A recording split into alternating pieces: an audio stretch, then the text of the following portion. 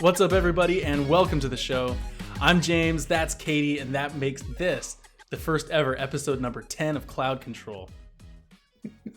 10. And you know what? 10, the first double-digit Cloud Control episode came at a good time because this is probably, I think as we were talking before recording, one of our favorite episodes we do every year is to go over the Game Awards, which, as we all know, is, the first Christmas of December.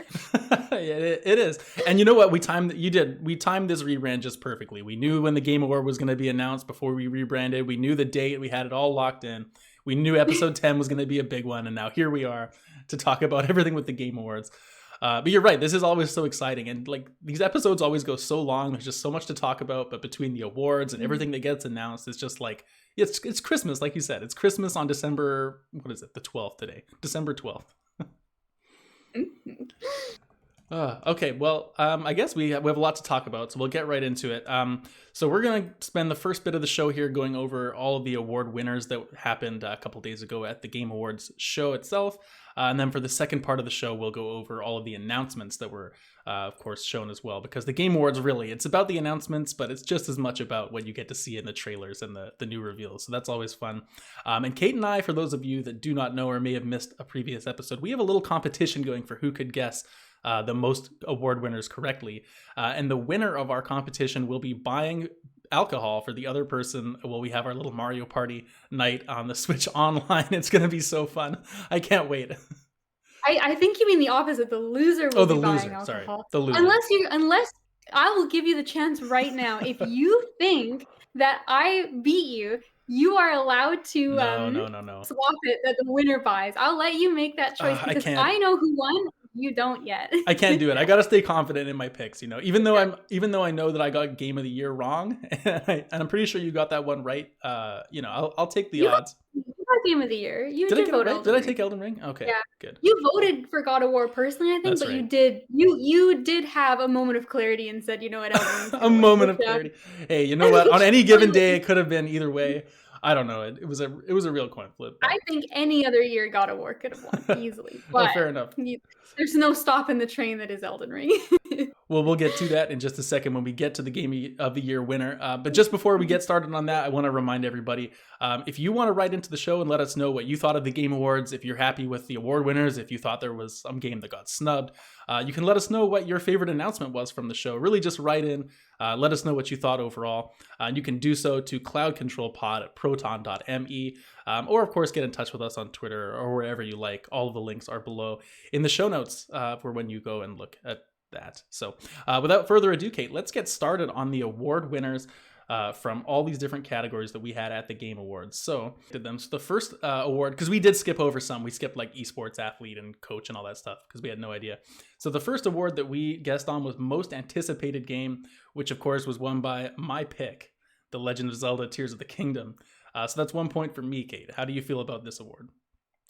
Yeah, I think that's fair. Like, I think this was one of the awards where, like, this is kind of like a weird dark horse event because, like, Final Fantasy 16, Hogwarts Legacy, Resident Evil 4, Starfield, Zelda, like, any one of them I feel like could have very easily taken it.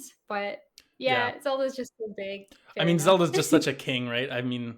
That's just all. And especially with how popular Breath of the Wild was when it came out and still is relevant now. So, fair enough.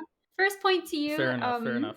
Well, we both got points on the next one. It was best adaptation, and we both obviously guessed Arcane. I mean, how could Arcane not have won? It is literally one of the most impressive shows. Exactly. This was the opposite of anticipated game in the sense of, like, there was one clear winner and, like, nothing against the other shows, but Arcane was probably the best show/movie that came out all year, let alone being an adaptation. All year? Wow, that is intense. What was better than Arcane all year? I mean, I'm trying to look. I don't have actually a list of all the nominees up in front of me, but I mean, there's got to be some, right? I was going to say Sonic, but that's not true. That's just not true. I mean, there was Uncharted, which we enjoyed, but a lot of people weren't as keen on it. The Cuphead show I really do want to watch because it's just, if nothing else, for the art style. And apparently Cyberpunk did pretty well, but like I heard the same thing, but that game is just tainted a little bit, I don't know. Mhm. Okay, then we had best debut indie, which we both got correct as well with Stray. So, I mean, yeah, I felt that one was interesting to me. I feel like Stray is kind of like boosted kind of in the same vein as the Untitled Goose Game, where people like the mimi animal, so it gets some kind of points that other games don't. I was really surprised that Tunic didn't get this one. I think looking back at it now, like I remember people just loved that game when it came out. And Tunic, like, genuinely looks amazing. Like, I think out of all the games nominated here, that's the one I'm most excited to play, even though, like, Stray is on my list as well. But Hmm. what I think made me go Stray instead of Tunic was just the fact that Stray was up for a lot more awards. Yeah, So it just felt like, maybe it was getting a little bit more attention than Tunic, whether or not it was deserved. But I mean, Stray looks like a great game, and I'm excited to play it. So I'm not disappointed. yeah, no, fair enough. Okay, multiplayer game was up next, and this is a point for you, Kate. You got Splatoon 3 correct, and I somehow said Call of Duty Modern Warfare 2. I mean, I don't know. People play COD. Yeah. You get I mean, COD is just such a big name, right? But, like, the Splatoon games, like, sell amazingly. Like, they always do so well historically. Yeah, yeah, especially in Japan too. But for me, it was like the reason I didn't want to go with Splatoon. I'm thinking is because I just thought Nintendo wins family game, and that's it. So I couldn't bring myself to choose it. But Splatoon probably very deserving. I'd love to play Splatoon 3. Just one of those like just can't play everything. Mhm. Sports/racing game, a category that we barely know anything about.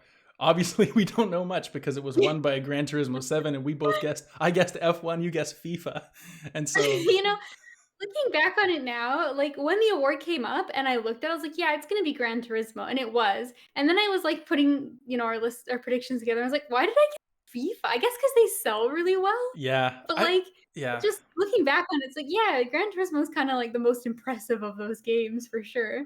I think we talked ourselves out of Gran Turismo a little bit because of like the microtransaction stuff, or there was some like negative things that launched, and so since we didn't follow it too closely, we were probably just like, oh, people don't like that game so much, and then yeah, that's how that went. Um, so after that, we have Best Sim and Strategy, which we both nailed with Mario and Rabbids Sparks of Hope. A clear winner in my opinion there. I agree, and looking back on it now, like, who's playing Dune Spice Wars? Like, I Yeah, guess who's really playing? maybe I mean, any of these games honestly. What is Victoria 3? yeah, I had never heard of that game before, but it made me think, like, I wonder why Triangle Strategy wasn't on this list, That's because a good that, point. to me, felt like a really big release this year. Um, but I I don't know, I mean, Yeah. Mario and Rabbids is an awesome series despite everything about the rabbits, so fair Yeah, enough. it would have been interesting to see. Like, I feel like Triangle Strategy is just a bit more niche, and so maybe that's why I didn't make it. But at the same time, like, I feel like it's more well known than a lot of the games on this list. I mean, Two Point Mhm. Campus or whatever. People, it's like I couldn't believe that was really in the strategy category. It's almost weird that, like, sim and strategy are put together. Like, there's definitely some games that overlap quite a bit, but then there's also, like, Mario& and Rabbids has nothing sim about it at all, and some sim games are, really removed from Hmm. strategy as well, so Hmm. I feel like this is kind of the weirdest category to mash up. I mean, aside from like, what is action adventure these days? What is an RPG these days? Yeah, Like every I game has guess a so. skill tree and experience points and stuff. Yeah, I guess that's true. That's the problem with that category being too broad versus, like, 2 categories Yeah. being fused together, I guess, but I guess, it stops them from having a million awards, so fair enough. We'd be here for hours. Yeah, which we're gonna try not to be anyways. So let's go to the next award, which is Best Family Game. The one I thought would be the Nintendo category, and it was because Kirby and the Forgotten Land won. Sadly, we both were wrong. Although I think we both made a really good pick there. I had Switch Mhm, Sports. You had Lego Star Wars Skywalker Saga, and you were so bang on by picking that with like the ridiculous sales numbers that game had all year when we would check in with that. It seemed to make a lot of sense, mhm. but people loved Kirby earlier this year. Yeah, fair enough. Kirby looked good, like, of all the games on this list, even though, like, Rabbids is a game I might also get, like, Kirby's the one I want the most. Hmm. But, like, Hmm. there's heavy hitters like Splatoon's in here, like, Mario Rabbids Switch Sports, like, some good ass family I would games, love but to play Switch Sports, by the way. It would be such a fun thing to have for an evening, wouldn't it? Get it back on the boxing Absolutely. gloves, get the baseball Oh, going. man. Anyone can beat me in boxing. Sweet reward, because if there was ever a pro scene, I'm not a pro boxer in real life, but I could be a pro Wii Sports Boxer. There's no doubt about it. There's no doubt. Speaking of fighting, the best fighting game was up next. That's a nice segue. Multiverses ended up winning the game which I chose, everybody. And Kate had DNF Duel, which I think is one of those that people really like, but it's just, did enough people play that to vote for it? Yeah, I guess Multiverses just had, like, it had the meme vote, but it also is a good game. So, like, that That's the is true powerful. combination of a winner. Yeah, that is powerful these days. The meme. Okay, yeah. So next, the role-playing game. What is a role-playing game? Every game is a role-playing game, but Elden Ring is the best one this year, and it won the award. Live Alive did show up, which is a nice nod, but of course it would never going to win. Triangle Strategy as well, which is interesting because obviously people did bring it up, but just for this category instead, I guess. I mean, Elden Ring is such a clear winner here, though. I mean, Xenoblade is probably the closest, and that's not even, obviously not going to hold a candle. Tough time coming up against, like when a game that is game of the year comes up in a category in which it belongs to, that's a tough sell, right? Like, is Pokemon Legends Arceus going to win Best RPG, but then Elden Ring is Game of the Year? Like, probably not. It's kind of unfair. Well, it's interesting, right? I wonder what it would be like if, like, what if the Game of the Year nominees weren't allowed to compete in other categories or something like that? Like, that would be interesting, right? That would be interesting. The problem with that, though, is the games that don't win Game of the Year, right? Yeah, like, if you get nominated for Game of the Year and then you're one of the 4 or 5 games that doesn't end up winning, then you get nothing, as opposed to, like, God of War took home a lot of awards, which it absolutely deserves, but it didn't win Game of the Year. And so I like that in terms of, like, just not having, like, such a sweep. But at the same time, yeah, I mean, it's a little bit of a devil's advocate stance. I don't think I would really go for that, but I guess there's a universe where, like, a Game of the Year quality game could be like generic or weak enough in a certain category where it doesn't win. But I don't know. And I guess, to be fair, like, if we move on to our next one, Best Action Adventure, like, Elden Ring's not in this category. Yeah, which it totally could be. It easily could have been. It could have won this category too. Yeah. In fact, like, this one, Best Action Adventure, like you're saying, God of War won this, and we both chose that and got the point. But really, like, between Best Role Playing, Best Action Adventure, you could swap Elden Ring and God of War, and they would still make sense that they both won each of those awards because both are RPGs, both are action adventure games. Yeah, exactly. I guess the one thing, like, yeah, it has all this, like, traversal, combat, puzzle solving. Like, I guess Elden Ring is lighter on the puzzles in terms of, like, something like God of War, but it still has puzzles, and it sure as hell has combat and traversal. Yeah, exactly. But maybe I would love to see, like, I would love to be in one of the meetings that kind of goes through and, like, finalize all of these things. I think part of another... Oh, go ahead. I was gonna say, like, this is just, like, a kick-ass category, like Plague Tale, God of War, Horizon, Stray, and Tunic. Like, what 5 incredible games popping up here. Yeah, I feel like we say that every year now. Is just like the categories are just so jam-packed with these games. Yeah. And this is just the reality we live in now, Like, we say all the time, like, oh, in any other year, X game would have won Game of the Year. But it's like every year there's this many quality games now. Like, it's just the way that it is. It's good to see, though. It's good to see. Okay, so the next category, best after Best Action Adventure, we have just Best Action, which is more of Bayonetta 3 wins. We both guessed Sifu, so I was really confident in Sifu getting that, to be honest.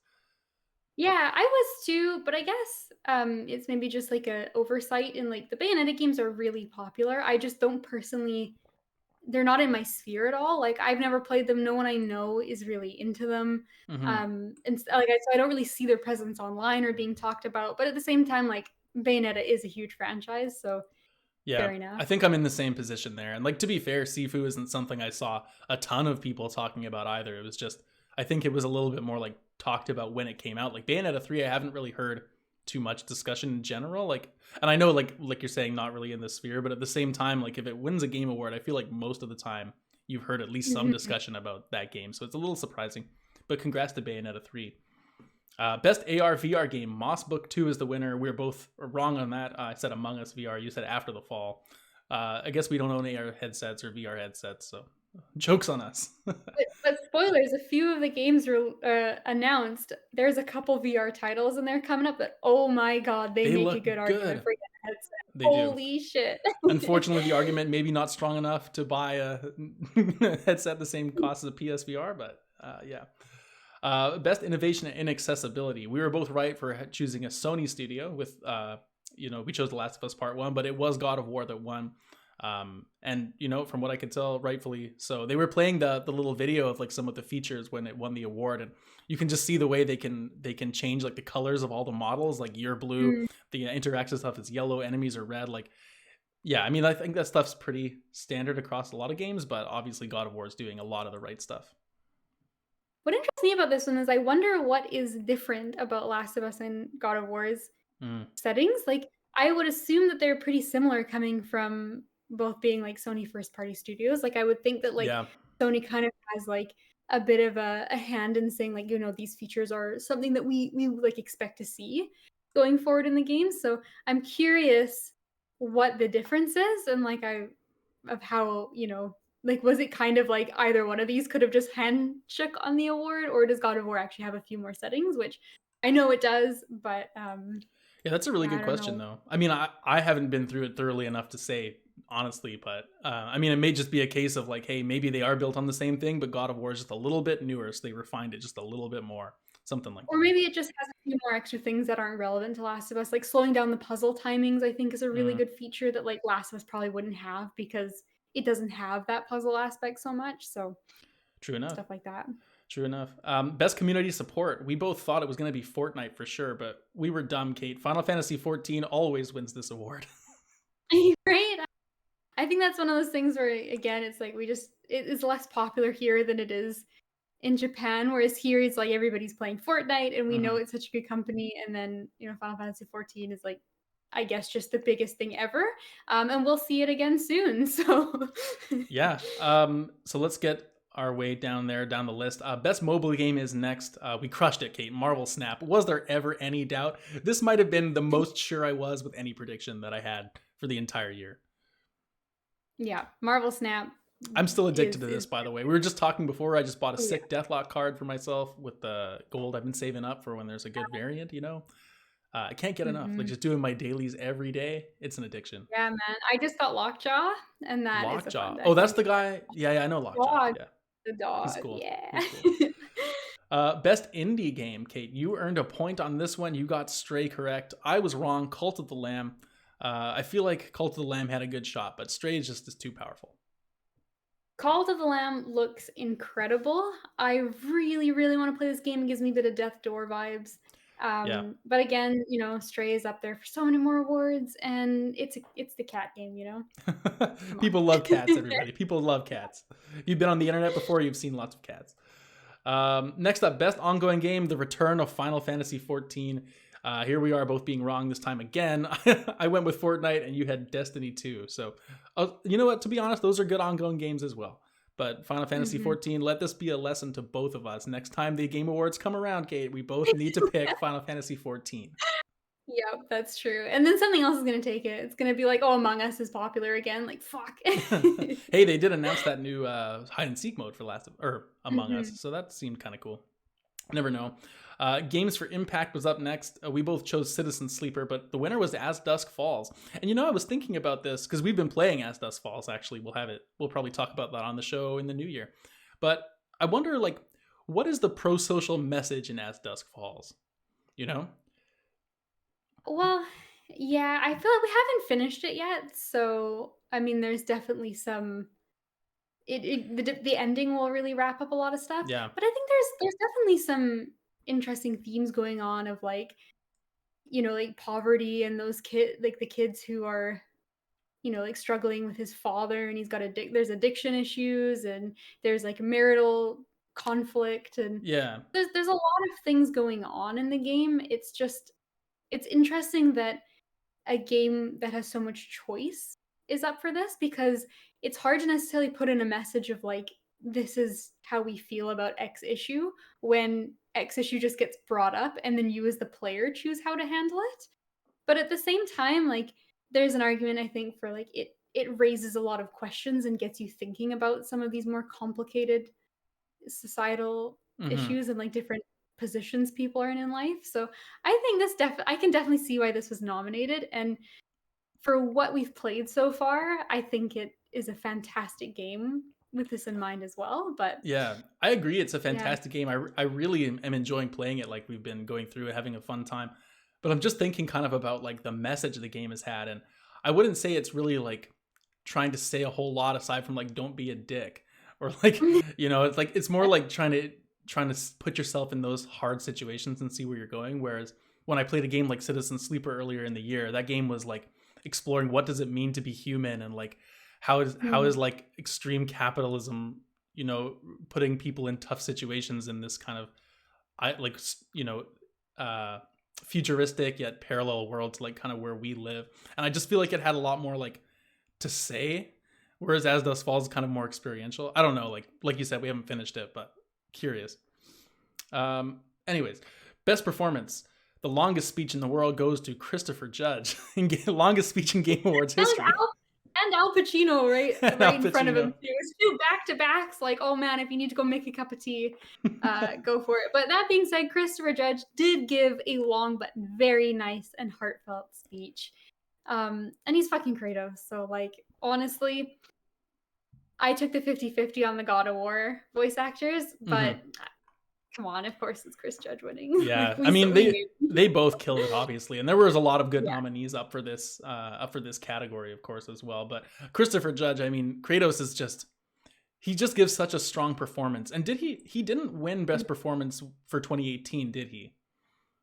I don't believe he That did. I'm not sure. I'm interested. You Yeah, go on I'm to the gonna next one. I'm gonna sure check I'll look it that. up. I mean, just to say too, like I heard a lot of people talking about Man Engage's performance in Immortality as well. A game I don't think either of us have even really heard of Immortality, but I've heard a lot of people saying like she was a great performance in that as well.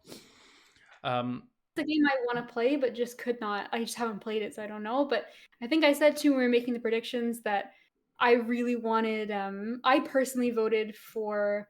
you voted for Sunny, right? Charlotte. I voted for. Well, I guess Sunny here, but I personally Mm, voted for Charlotte Burney as Amicia in Plague right. Tale Requiem because holy shit! Like once you play that game, you will understand just what kind of performance she gave. Like there are moments where she just has full on panic attacks and is freaking out, and it is very, very believable and Wow. difficult to listen to. Yeah, I'm really excited to play that when it comes up. Okay, well, I'll move to the next award where you look up Christopher Judge there. It was Best Audio Design. Mm. I gave it to Call of Duty because they always talk about how the bullets ricochet. And you gave it to Elden Ring, which, I mean, good guess, but it was God of War. And I mean, Mhm. this is just one of those, like, I'm not an audiophile to the extent to where I'm going to sit there and nitpick, like, the different audio features. To me, all these games just sound incredible these days. Like, I just toss on my headset. Every game has, like, incredible surround sound. You can't really go wrong, but happy to see God of War win another award here.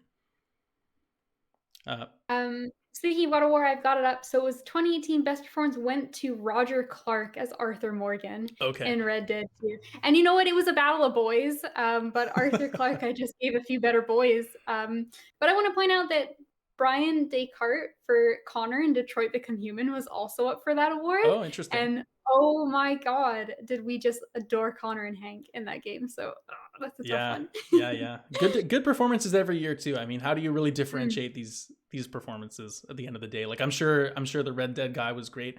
Like I said though, nice to see Chris Judge get the perform. Like Kratos, he's just such a strong performer, And you could argue Kratos doesn't have a ton of lines, or maybe not as emotionally varied as other characters, but for the character that he's trying to play and what they're trying to portray, like how could you do a better job of being Kratos than what Christopher Judge does? Like he is immaculate.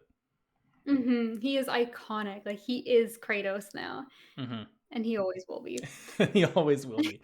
Best score and music was up next. I mean, God of War wins, right? Great music, don't get me wrong, but where is Metal Hellsinger, everybody? That is a travesty. hmm That is an absolute That travesty not to win. that was the one award where I was saying like anything can win. I don't mind. Like I'm not. I like watching, but I'm not gonna be upset. Aside from if Metal Hellsinger doesn't win Yeah, for score and music, yeah. and it's just that's the game's whole thing, and they did such a fucking good job. not enough metalheads voting on this one. I Let me honestly tell you. think that must be the problem. That must be the problem. Because if there was enough people who liked that style of music and they saw some of the headliners that came on and they made this whole soundtrack for a game, like a real soundtrack, I mean, it's just, damn. Shout out to you, Metal Hellsinger. I love you. I love you so much. And Two Feathers, the band that did all the music, and then of course they got all the extra exciting vocalists. But Two Feathers fucking knocked it out of the park for Hellsinger. So you got our vote. You got our vote. You did. Best art direction, we both voted for Elden Ring, and that was the winner, so we crushed it. Best narrative, we also crushed, both voting for God of War, and we both got that one right as well. So, I mean, I think those are both very deserving winners. I mean, the art direction in God of War, or in, I mean, again, for both, but the art direction in Elden Ring is just crazy. Like coming out into that field for the first time and just seeing that huge tree. And I just, some of those other moments of when you like go down the elevator and you're underground for the first time and like the starry sky, like the art is just crazy. And then you factor in the enemy designs, which are so cool. The bosses are so cool, like your armor, your weapons, the moves, everything in that game is just, the art direction is unbelievable. 100% agreed. And there's places that you didn't even get to some of the late game areas, which are just like absolutely, some of the vistas you get to are just mind blowing. Like one of the capital city at the end, Lindell, like holy shit. I probably sat there when I first got there for like 10 minutes, just like looking around. Beautiful. Yeah. And then just as strong too, like we mentioned the narrative with God of War, like I just cannot get enough of listening to these characters interact. And this is one of the few games that I'm playing where I actually am starting to read through a lot of the journal entries. And like, I never read that stuff in any game, but I'm just so compelled by not only the through line narrative of the adventure they're on, but also just the world and how all these characters seem to know each other in the background and how it all connects. It's just fascinating. Agreed. 100% deserved for God of War Ragnarok on that one. Game of the Year, or Best Game Direction, our last award before the Game of the Year award. Best Game Direction, Elden Ring was the winner, and you got it correct. I went for God of War. So congratulations on that, Kate. And finally, we get to Game of the Year, and we did already spoil the winner, but it was Elden Ring, which we both got correct. So there's another point for us both on that one. How would you like to talk about Game of the Year here, Kate? You're the Elden Ring person. How do you lay it on me? How do you feel about this? Obviously, a deserved win. I've put on my Elden Ring hoodie for this recording. Obviously, I've been saying it. One of my predictions, which we do at the beginning of the year, we'll do a prediction for the entire year of things we think are going to happen in gaming. And one of my predictions was Elden Ring wins Game of the Year, and it is also my Game of the Year. Which, spoilers for that episode, is correct. Wait, I'm pretty sure one of my predictions was neither God of War or Elden Ring would win Game of the Year. You predicted neither God of War, Horizon, or Elden Ring. What a ridiculous prediction. So it could have been Stray or Plague Tale or Xenoblade in that universe, but no, you really went for the long shot there. Yeah. Yeah, I think it deserves it. Like, we have talked so much Elden Ring, and I think I've definitely had some negatives with Elden Ring. It is a flawed masterpiece, is how I like to describe it. But there is nothing else that feels like playing Elden Ring. And for the first half of that game, it is pure addictive magic. Like, they hit on a formula that is just drugs, and you have to keep playing. It is compelling. It is amazing. It is the only game I've personally ever played that justified an open world in my mind. There's nothing like it. Like, Miyazaki is that little turtle, and he's so cute. He won his award. Did you see his face? He went up there, humble as ever, thanking everyone for the award. And that, I just want to point out, is 2 in a row for From Software, which is crazy. 2 in a row, yeah. Very, very strong.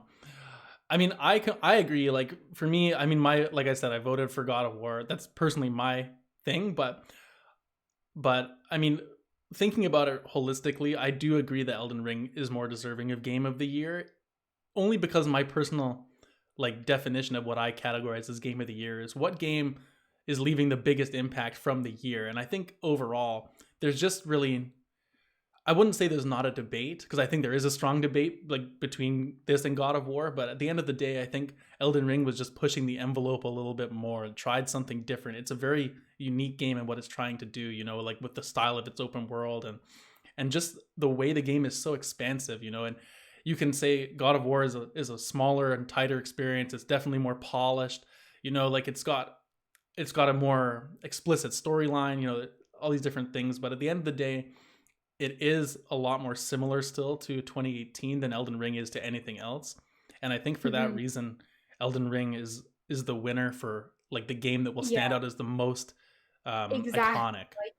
It means that Elden Ring took a lot of risks, and not every risk paid off Hmm. necessarily. Like, there are flaws, but the game is just like, how can you say a game like that, like, that's so ambitious like that, is going to be picture perfect, right? Like, it Exactly. redefined what an open world can be, how it can get players to interact with that world, what kind of direction a world can give, like what kind of freedom it allows for the player. And they're still working on it. Like, 2 days before the Game Awards, the Coliseum DLC dropped. So there's a whole massive PvP thing Hmm. that came out, just of course for free. It's not going to be a paid DLC. And I think there's some rumors that they're still working on some more Elden Ring stuff, and they're not Yeah. totally done with the game. So I mean, that is. they'd be stupid not to add some stuff. I mean, the game sold just such an outrageous amount of copies. Like, Mhm. there's such a big player base. The game is still going to continue to grow, because I feel like the more people that kind of get into games over the years, like, it's going to be one of those go-to experiences that people just say is like a must play, And so, like, Yeah. why not add to it? But Well, they're good for that. I think it depends on if they have something. Like, I remember when Sekiro was the only FromSoft game that's never gotten DLC. I think maybe Demon Souls as well. mm, But like all the other games, they've given at least one, sometimes two DLCs, and everyone's like, "Where's Sekiro DLC?" And Miyazaki came out. He's like, "You know what? We just didn't have anything we wanted to do. Like, we felt like we told everything in that world. We weren't going to put something out for the sake of it." So I really respect that, because you win Game of the Year. Like, obviously, people are going to eat it up if you put a yeah, and you DLC out. could easily cash grab that too if you wanted to. Like, you could put Yeah. something out, but I think for them, they're just so dedicated to their vision, for better or worse. And like, it doesn't. They're not doing the thing where they put out something that's a lesser product that'll tarnish what the game was. Haha, tarnish. Very good. You know what? I will say too, whenever it comes to value for games, I paid 69 nice dollars for Elden Ring. I played it for 160 hours and was in love with it. Like, you're gonna tell me that every AAA game is worth basically $100 for like you know, Well, I think an value. I think that's a different argument now, though, because I would say there's some games that are 10 hours long that are worth $80. I agree. Like, it's not always about length, but it's just about, like, how much work did FromSoft put into that game? Like, Hmm. how much time and effort was put into it versus, like, some of these other AAA releases, right? And, like, Yeah. and it was on sale before it even came out, let alone, like, looking at you and some of Nintendo's products that Uh, they'll never All drop. right, we're And getting off the rail. We're getting off the rails here, everybody. So let's summarize the score, which I'm scrolling down to now, and I seem to have noticed there's an interesting predicament here. We both failed with slightly below 50%. We were both 12 for 25, ending in a well, for tie. In a tie, Kate. So Mhm. what the hell are we gonna do about our bet here now? You have believe that? Well, clearly, you have to buy something for me, and I have to buy something for you. Okay, deal. Deal. So That's been deal. settled. We're both buying each other's drinks for when we play Mario Party. Mhm. That's gonna be Deal. great. I cannot wait for that night. We got to do it soon, and Mhm. we'll tell everyone about our excellent Mario Party night on the show when that happens. Probably after Christmas. Um, okay, so that was the award winners. Very very interesting show overall. I feel like a lot of them were, a lot of them were expected, and then there was some interesting ones thrown in there, just to keep us on our toes. And speaking of keeping us on our toes, there was a lot of announcements coming out and being shown for this show. Uh, some really big ones for both of us, I think, that we're going to be interested in playing when they come out. So let's get into all of the announcements that were shown off at the Game Awards. I mean, there was a pre-show and a main show, but I think we'll just go over them both together, because the pre-show was an absolute banger with some of the stuff that it had. It was barely even a pre-show. honestly, I feel like it's as worthy as the main show. Like there isn't really much of a divide in my opinion. I'm totally with you. So I've got a list here, Kate. Fill me in. I know you made some notes separate from mine, so if I miss something, chime in and we'll go over that too. So first up, one of the coolest things I think that was like in the unexpected category at least is there's Dead Cells DLC crossed over with Castlevania, which man, it just fits so well, right? Like the theme and like the way the characters move and the music just it's awesome looking DLC. I know I didn't play too much Dead Cells, but you did. Are you gonna play Mhm. this? I definitely want to play this. There's a few Dead Cells DLCs that I haven't picked up. So I'm really hoping there's like maybe like a bundle that I can just sort of nab all together. But I do know Dead Cells is kind of crossed over with a few other Metroidvania games. So it's really cool to see like a full DLC come for arguably like one of the kings, obviously in Mm-hmm. Castlevania, which is where half of the name comes from. Yeah, Um, and this looks so cool. Like the trailer was one of the best trailers I think shown off this entire show. The art is incredible. Like when he gets kicked in and you see Dracula sitting on the throne for the first time, like holy shit, that was so cool. it was. And like the end when they're all facing the castle and there's like Richter and Alucard and then whoever else, I guess is the Dead Mhm. Cells guy, like with facing the castle, super cool. Super cool. Mhm. Speaking of super cool and vampires, Kate, you have no excuse now not to play Vampire Survivors because it's coming to mobile. And let me just say, this game would be perfect on mobile. I'm pretty sure, like, because there's no Mhm. inputs, like you just have to move. You got to try it. You have to try it. All right, I promise you. I promise you in the spirit of I don't know, the spirit of Game Awards, I will at least play a night sitting on Game Pass and Good, good. I'll see if it can capture me. Okay, sounds good. A game which both of us must be very excited for. We've not talked about this, and there's so many things to talk about from the awards. But Valiant Hearts is getting a sequel. For it's coming to Netflix. Netflix games. You can play some games on Netflix on mobile. It's kind of weird, but it does work, and it's like Valiant Hearts. Like this is a game that I loved back in the day when it came out. It was a Ubisoft. What was it Was called? we saw Montreal.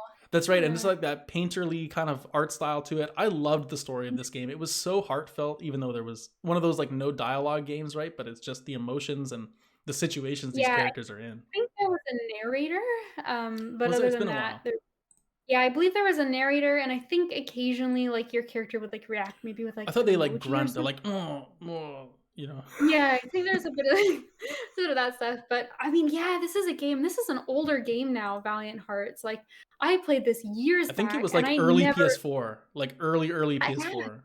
I would have never expected this game to get a sequel because it was just a small like it just felt like a small indie experience, right?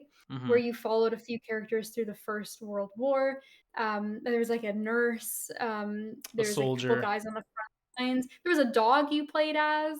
It was like a rescue Yeah, dog yeah, yeah. and it was just such a heartfelt like it kind of wrapped up following these few characters stories and it was just very much a message of like humanity and how atrocious war is and those kind of things and it wrapped up nicely and I would have never expected a sequel let alone a Netflix sequel. Yeah, yeah. I mean, Netflix is pretty serious about some of these mobile games now, I guess. Like I downloaded a couple of them before just to try them out and they're like they are premium games. Like they're not the shit mobile stuff that you'd think about, but it's just a weird way to I would never associate like, "Oh, I want to go play some games. I'm going to download through Netflix." But this is an example of Yeah. like I definitely will download this. There's no doubt Oh, about it. 100%. Like I am not a mobile gamer, but if this is the place where I can play Valiant Hearts, this is where I'm playing Valiant Hearts. Mhm. Mhm. 100%. So next after that, we had Returnal confirmed to be coming to PC. Very exciting for anyone with a TurboGrafx 6060 T80i who has their drivers updated could play this whenever they want, and it's going to look really good. I love to see the PlayStation stuff coming to PC though, just because it's just putting the titles out there for more people, right? And obviously, Returnal is Mhm. one of those games. I still have to play it. I'm so sorry I haven't, but good to see Yeah, it show up. Returnal is a good one, and especially this is a PS5 exclusive, so which Yeah, means it's even more difficult to get your hands on than just a regular PlayStation exclusive. So I fucking love Returnal. It won a lot of my personal game of the year awards when we did that last year when I played it, and yeah, I fucking love Returnal. This is fantastic. I've already recommended it to a lot of people who don't have PlayStations. I'm like, oh yes, yeah, yeah. You gotta please, play. yes, you have. play it. So after that, we had Hellboy: Web of the Word, which I loved the art style of this game. I think it looked really interesting, like a 3D kind of comic book style, almost like The Wolf Among Us or like one of those Telltale games, but in Yeah, action. like that it reminded me of, like, that Weird West game or something. There was, Hmm. like, a gunslinger one that came out Yeah, Weird West. in that art style. Yeah, not a lot of really, like, gameplay shown about this. Just probably some kind of, like, Yeah, just I don't some know, maybe like a little third person kind of kinda. action stuff. It looked chunky though. It looked like the hits were Yeah. really impactful when he's kind of punching that werewolf in the Yeah, trailer. I mean, he's got a massive hand. Like, I don't know a lot about Hellboy, but I've noticed in this trailer he has a massive fist. He's kind of got like a Vi gauntlet from Arcane, just like Yeah. permanently attached to his arm. So, I would hope that that would feel pretty weighty to It's too get bad. punched with. The one thing about this is it's too bad he's not voiced by Ron Perlman because that is the best thing Mm. about Hellboy in my opinion. That I mean I don't know anything about Hellboy, but Ron Perlman's the goat. So it's too bad. Horizon Call of the Mountain. So this game I actually think looks really cool, and I'm sad that it's like obviously something I'm not going to be able to play anywhere near the like foreseeable future anyways with the PSVR situation, but I think this game Mhm. actually looks really cool and like the archery looks fun. The environments are nice, especially for a VR kind of game, so I'm sure that Horizon fans should be pretty excited for this, whoever can afford the PSVR 2. Yeah, I was gonna say, if you're putting on the PSVR, you need some, like, incentive games to pick one up. Alright, this makes that argument if you can afford it.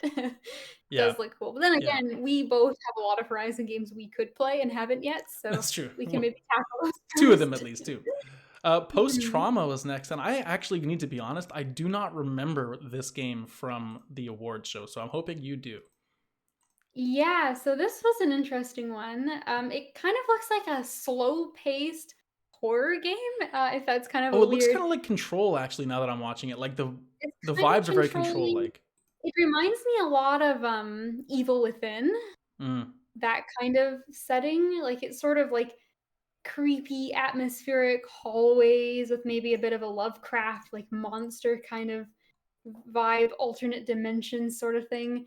But what interested me about this one, and, like, I'm always looking for horror games because there's a lot of them, but the ones that are good are There's a lot of somewhat varying infrequent. quality maybe in horror. Yeah, exactly, but it looks like there is, like, an eye that kept popping up in the screen, like, on the top right as if it was, like, part of the UI. So I was wondering, like, maybe it has some kind of, like, sanity meter or, like, you're being watched, and that's something that you need to Mm. know. And so this eye icon I didn't has, notice that, but now yeah, you're right. Very yeah, interesting. so that's got me intrigued that maybe it kind of has a unique mechanic that sets it aside from just more of these, like, walk around and get scared games. But that being said, if it's good quality and the setting's good, yeah, I can walk around and get scared. That's fun. So speaking of eyes, you use your eyes to look through the toy called a viewfinder. And viewfinder is the name of the next game on the list that was shown off. It's another VR game. Or no, is it a VR game? It's not. That is a It's coming to VR PC game, and I think. PS5, but this game is like it really reminds me of Superliminal. You know those Yeah. games where you're like, or like what's that other game I played, Maquette, a couple of years ago, where Maquette. it's There sort was of that Gorgoa, it's kinda yeah, similar as Gorogoa. well. It's playing with your perspective, and this game just looks fascinating. Like you're putting pictures kind of in front of you, and then you can walk into them as if they're 3 dimensional and interact with things on them. And so it looks very fascinating and published by Thunderful as well. They put out a lot of stuff in the past that is pretty cool on these sort of unique indie takes, and so I think this is one to watch.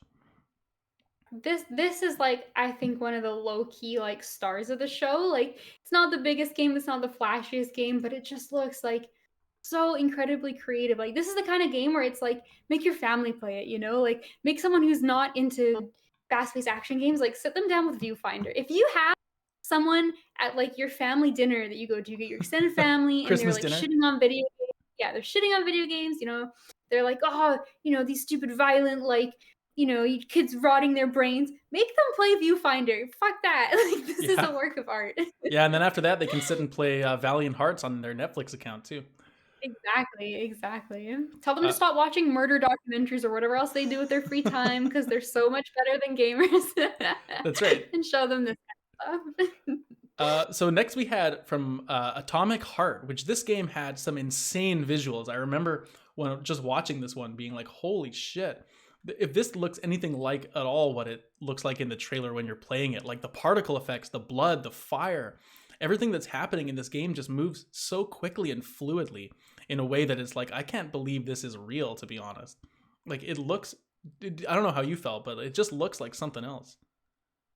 They took the trailer and then were like, all right, 2 times speed, please. And Yeah, just like it's revved it fast. up. Like, it's so fast. It's fast to the point where like it puts me off, actually. Like, I Mm, typically tend to be a little more slower and methodical in games. And so, like, I feel like this might not be for me just based on the speed. But at the same time, like, the monster creature design and like the world, I really am intrigued to want to play this. It's like yeah. sci-fi, Lovecraft, like just wild shit going on. Yeah, and there's cool moves. Like it's almost, it reminds me of Ghostwire in a way too, where like you have your hands and they're doing the abilities. Like you got a weapon, but then you're also having like lightning coming out of one of your hands, and there's some like telekinesis stuff going on. The I kit just feel looks there's like a really fun. BioShock kind of vibe to it too. Hmm. Yeah, And like the music is everything's just on crack in this trailer. And so I'm interested to see like what it looks like in a gameplay video as opposed to yeah, like a yeah, fast-paced trailer. yeah. I agree with you because this is definitely like if it feels good, it will be great, and if not, it just looks really nice, and it'll be maybe a letdown. But never know. It looks cool. Speaking of looking cool, how about Scars Above? What do you think of this? Yeah, this is like very Returnally kind of feeling to me. Like, Returnally. doesn't look like a bullet hell, but just the setting is very much like Hmm. lady trapped somewhere, alien planet, have guns, sci-fi, there's monsters. Yeah, yeah. It gave me that kind of um, vibe too, especially because she's like opening that door in the trailer, and it's like I wonder if that's sort of a Metroidvania type of element to it. It looks cool, but I mean, like you say, I think I'd rather play Returnal, judging by yeah, what this is. it looks more just like a it feels like more just like a shooter than Returnal, which was had that bullet hell Hmm. aspect to it, which made it a little bit more unique. But honestly, like I'll keep an eye on this game. Setting looks cool. Like I'm down for these kind of like sci-fi on alien planets with crazy monsters. I really like Yeah, sci-fi when you're on a spaceship.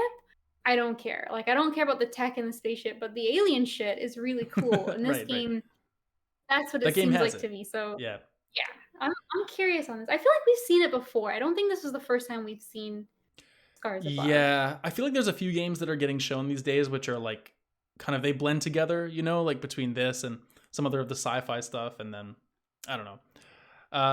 So after that, we had Relic Hunters Legends, which is a very cartoony game, very different art style than the one we just talked about.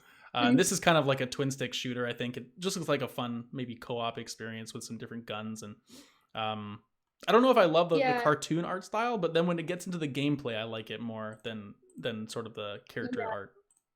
My friend I was watching with because it's like a kind of like a looter shooter kind of idea. My friend was watching this. He's like, "Oh, it's like kids Borderlands," Yeah, which basically. like is kind of basically what it is, which appeals to me more than Borderlands in a funny way. Yeah, it looks But totally like the kind of game though that would undermine itself with like dumb humor that I don't want to deal with. yeah, agreed. But it also looks like it could just be really fun to sit on the couch and like Hmm. play with a friend. Hmm. So Hmm. I think the couch co-op is required for this game, but it could actually probably end up being pretty good. Yeah. Well, speaking of games to play with friends, next up was Among Us, the hide and seek mode. Among Us is a game that I wish I'd been able to play more, but it was just so hard to get enough people together. But the concept is so cool, and hide and seek, I mean, that translates perfectly into Among Us. What a great idea. Didn't play a hell of a lot of Among Us, and I wasn't massively into it. Mm.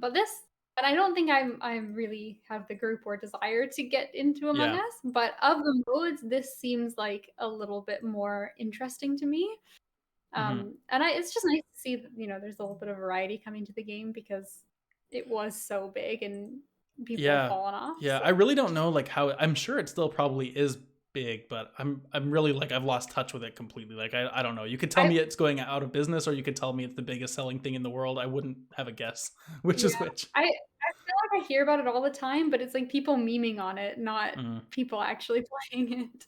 Yeah. I So think it's just maybe a we're different just audience than us. It's a different audience yeah, than us for yeah, sure. exactly.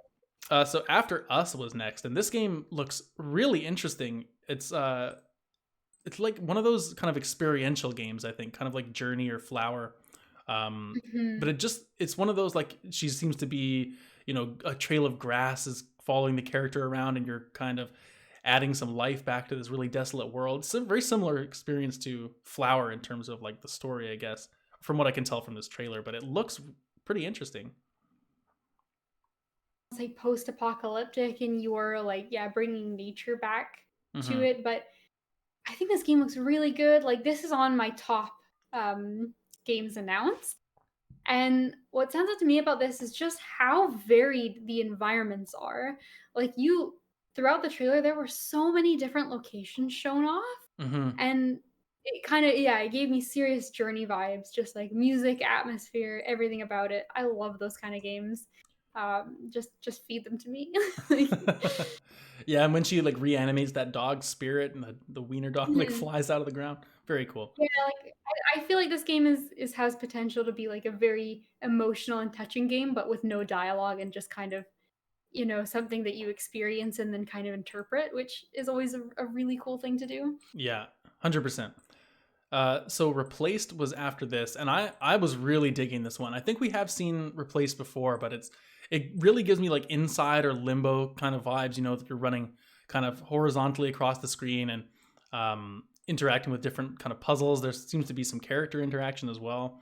Obviously some dialogue, but it's got like a really interesting art style. It's 3D, but it has sort of a pixely tinge to it, and as well seems to be sort of like noir cyberpunk kind of style. I just really love the vibe of this game, and it seems like it's got maybe some horror to it, or maybe some suspense. Like it just seems like it really intrigues me based on what it's showing here.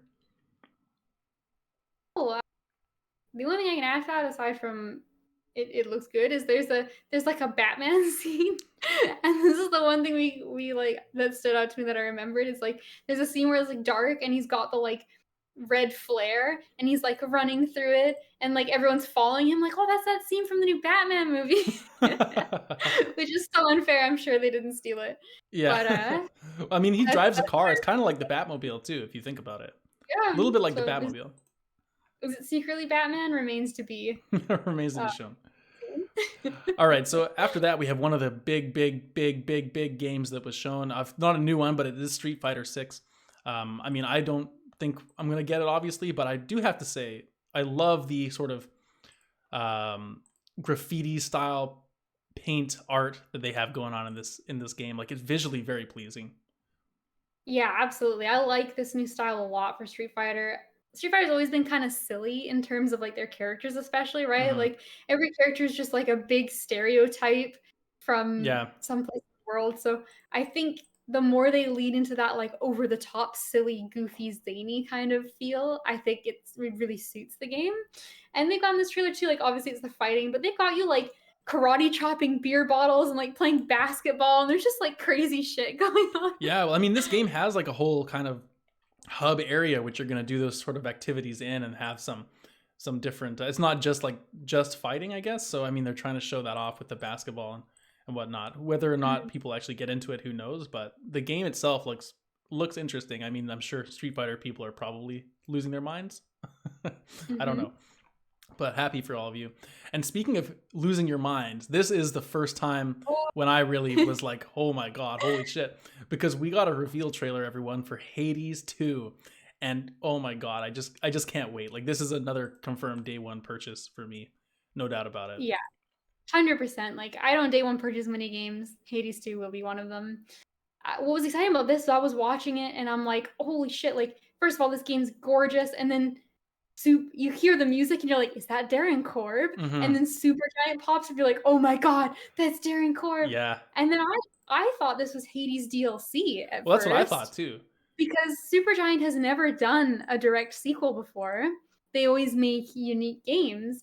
And so, the Hades music's kicking in. I'm like, yes, Hades DLC, we got a new character, like maybe a new area, a couple weapons. Like, I'm getting stoked. And then there's like Hades 2. Like, yeah, Yeah. Like, no half measures. now hype. Like, now you know about this and you just have to live your life. Like, how are we supposed to do that? I know it's just one of those things now that's going to be constantly on my mind. I mean, what more can you say about Hades? We've talked it to death over the time we played it. Like it's just such a fun game to play. Love the art style, love this new character. It seemed to me like from the trailer you're going down the levels instead of up. So yeah, so they put out like a little like blog post after that I read, and so this is a direct sequel. You are going down instead of up. You're not against Hades, you're against like Chronos, Mhm. the like Yeah. god of time. So there's gonna be like a new cast. I'm sure there'll be some returning characters. Like I'm sure we'll see Yeah. I Zagreus. hope so. I hope so. Because in theory, I think this character's Zagreus' sister, so Yeah. there's like the familial connection still, and like Hecate is the witch shown in here, which is some more myth that's really interesting to have pulled from. So yeah, basically Supergiant was like, yeah, we don't do sequels, but everybody loved Hades. We had so much fun working on it. It's so many more ideas. So like, I hope this is okay. He's like, you hope this Hope is it's okay? okay. Like, oh my god. Yeah, okay. Yeah, I did not see this coming, and damn, I'm so excited. Yeah, and it was a real back-to-back experience here too, because this was another exciting thing. Directly after Hades 2, we got to see the reveal of a game called Judas, which is from one Ken Levine, the creative force behind Bioshock. And so this was exciting to see. I think it's been known that he's been working on something for quite a while, but this is the first glimpse we've had, and it really does scream Bioshock. You know, there's the abilities in the character's hands. The environment is exactly like what you'd think. Like it's sort of this dystopian kind of just really off. You can tell just things are wrong with this world when you're watching it, and I just can't wait to figure out what it is exactly that's wrong. Yeah, exactly. Or like what led to it, right? It Yeah. was just supposed to be the perfect society kind of thing like BioShock, and it's like what was the downfall? Like, we're seeing the aftermath of everything's gone to shit. But yeah, it's so BioShock. I mean, she's got like one hand that spells. There's even a tattoo in the same place where the chains go in BioShock. Hmm. But it's like a dog paw now, which is interesting. This I'm sure like this is one of those trailers where you could like really sit down and analyze every little detail. Yeah. But I'm down. Like BioShock's so fucking good. I need to play Infinite before this comes out so that I'm like current. Yeah, I haven't even played Infinite either. I should really get around to that. There's no release date for this, right? They just said 2023, so hopefully it's Yeah, towards the end of the year, and then I'll have some time to catch up on that somehow, some way. just I'm gonna do the next three kind of in a little grab bag because I think then we can go through. I don't know how much we're gonna have to say, but we got to see a glimpse of Bayonetta Origins, which looks to be a total spin-off of Bayonetta, like in a completely different style compared to the regular games. We also got Ghostbusters: Rise of the Ghost Lord, which Ghostbusters fans unite. And then we got to see Suicide Squad Kill the Justice League, an interesting trailer that showed off Batman, and he's obviously possessed and very evil. And the guy with the Australian accent's funny because that's a trope we all crutch on now to make each other laugh. I will say I think out of the whole show, this Batman's the Suicide Squad game was probably I would say the worst trailer. Mm, Like there's a bias involved. Like I don't really have an interest in Suicide Squad, but also I just didn't really find I was buying the characters very much, and it just sort of felt like a lot of dialogue without really like giving a hook. yeah. I just felt like this one kind of did it felt a bit off to me. I'm So with you but here's the thing, like I like Batman a lot. Like Batman is a cool superhero to me, and I wish that I was more exposed to like that universe. But you're right, like this when you talk about some of these games on the list, like some of their character interactions are so interesting, you know? Like even a game like Hades 2, like one of the things I'm most excited for about that game isn't even the gameplay. It's seeing who the characters are and how your character is going to interact with them and the fun dialogue. Whereas watching this trailer where you think they'd want to show off some, some interesting aspects of the characters, they all just seem sort of like archetypes. And I know they're basing it off of comics, but it's like I said, like this guy with the Australian accent, that's just a joke at this point. Everyone loves Korg in the MCU, and so now a New Zealand accent is just used for humor. Then they have the big brute guy that's just like the shark, and he's like, I like to lift things. And then they have like Harley Quinn, who's just like a, crazy girl archetype. Like there's nothing interesting about these characters, to me at least, yeah, as like an outsider. exactly. This felt like the whole trailer is supposed to be like, oh, establish these characters. Like this is going to be a core focus of the game, and it's like I just didn't find any of them Mm, particularly like compelling. So yeah. except maybe for Batman, but that's just because he's Batman. Like he just has that status now of like it's Batman. But Yeah, yeah, yeah. But Yeah. he wasn't even like, he was possessed in the trailer. He wasn't even himself. Like Yeah. he just And he looks was like still that. the best character, so that's not a good Yeah, I sign. guess. Okay, so let's go something more exciting here. The Last of Us Part One is getting a PC port. Like we said Mhm. before, we'll echo the same thing of great to see it coming to PC. And then everybody, James is very excited because the best Star Wars property on the planet is Star Wars Jedi. Fallen Order was great, and now we got to look at Jedi Survivor. Cal Kestis himself came out on stage and swung his lightsaber around a bunch. It admittedly looked He quite did. cool. That was cool. I thought it was Jeff at first, and I wasn't even shocked. I was like, "Yeah, sure, that's something Jeff would do," but it wasn't Jeff, unfortunately. Yeah, no, It was but guy. it was cool, and this game just looks. I mean, you didn't play Jedi Fallen Order, did you? No, it is a game that is on my list Yeah, because people compared it to Dark Souls, and again, it's the sci-fi, we're on planets, not on spaceships, so yeah. it checks some boxes, but I just never got around to playing Yeah, it. I really enjoyed it back then. I definitely think it's like Dark Souls adjacent. It's definitely not as hard as the Souls Mhm. games, but it has the combat is definitely more on that side of the spectrum than it is, the other Bayonetta side. But this game just looks so expanded. And as someone who's not a Star Wars fan and doesn't have like the, oh my God, it's the character who's in the background of the fifth movie, and I know this guy because I don't have any Yeah. of that. Yeah, But and they just made a reference to the 700th exactly, 100th book that came out, yeah, 25 years ago. Exactly, yeah. Like I don't have any of that, but this universe just really pulled me in when I played the first one, and the Mhm. game just looks really expanded here. Like some of the force powers you have are pretty interesting. You can dual wield your lightsabers in this one, and then just the traversal looks expanded too. Like he's gliding Mm. on like the back of a pterodactyl or something. He's riding on the back of a robot across some water. It just looks like they're taking what worked in the first game and really adding to it in a way which reminds me of what we saw from God of War 2018 going to Ragnarok. This is still Respawn making the game, It is is, that yeah, it is. correct? Yeah, I respect Respawn a lot as a studio, and I honestly, yeah, I wanna play this game, if you're a Star Wars fan, I'm sure there's a lot of bonus, but if not, Yeah, it's just a cool fantasy world, and lightsabers are cool weapons, they always will be. Um, they yeah, are cool. They are cool. this is a big reveal, and I know a lot of people are really excited about it. Yeah, I'm stoked for this one for sure. Can't wait. Best Star Wars franchise of any of them is this game series. Mhm. Bookmark. Take that to And the you even bank. like Squadrons, so that's impressive. Well, I mean, Squadrons was fine, but this is like a really good game. Yeah. So after that, Earthblade, another huge announcement. This is the next game from the Celeste developer, and this game is pretty cool. I mean, Celeste had a great art style. This game is the same, but this is sort of a side-scrolling version. But I think there's some combat in the game this time, which is something Celeste did not have. And I'm pretty excited to see what this team can do, sort of adding that element into their toolbox. Yeah, I agree, and I think this was a really well-made trailer, it's pretty understated, I think, it is kinda soft-spoken, but what I really like about it is, it just kind of, seems like it's panning through levels of the game, it starts out and you keep moving left and it keeps just expanding into different parts of the map and, just some light gameplay being shown with some nice music, so I think, it's a really, simple way to do a trailer, but I found it very effective. Hmm. But like you said, Celeste is a game that I own Celeste. I haven't played it. It's a crime. It's been on my list for a very long time. Um, and this looks so cool. It's just there's obviously going to be those tough as nails platform sections, but they've added more elements to the game. So I guess as long as they don't feel like shit, it's going to be amazing because it's Celeste plus. Yeah, exactly. I'm interested to see where they take the combat in it because I think something that I really appreciate about Celeste is that it doesn't have combat because a lot of these games Mhm. always have like a combat element. Like Ori is, there's combat, but it's more used for traversal. It's less about fighting the enemies and more like how you're going to rebound yourself off of them in a platforming challenge Mhm. context. I kind of hope this is more along that style because I think Celeste is, Right. the puzzles and the platforming in Celeste could really be enhanced by like incorporating that kind of thing into it.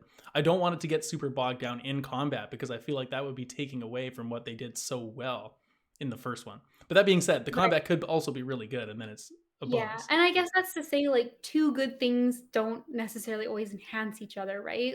Hmm. I'm a really it's like you give your 2 favorite meals together, but are you gonna eat, soup and then also have, I don't know I don't know, soup goes with What goes everything. well with what goes badly with I soup, don't Kay? know. I'd Are love you to gonna know. put, mm, Are you gonna put You Marmite know, on your pizza? exactly. Are you gonna put Marmite on your pizza? They're two fantastic things. Are you gonna put mint sauce on your Rice Krispie? No, that's bad. right? Rice Krispies are You gonna bad. put Are you gonna put mint sauce on your like peanut butter and jam sandwich? Like maybe not. This is disgusting. Maybe not. So we'll see. Like it could be a mashup that just sort of like, It's true. makes both sides not feel as good. But Yeah. I trust the developers. We'll see what happens. True enough. Well, we got after that we have Dune Awakening. I mean, nice graphics, but this is the base building MMO that we have probably no interest in, so we'll skip over that one. To something that is very interesting, and we'll be talking about more on our next show. Spoiler alert. This is the Forspoken demo. So we got another little clip of Forspoken here. I feel like we've seen quite a bit of this game at this point, so I'm glad that the demo kind of came out. I've actually completed the demo at this point. It's about an hour long, so I'll save my thoughts on it for when you played it as well.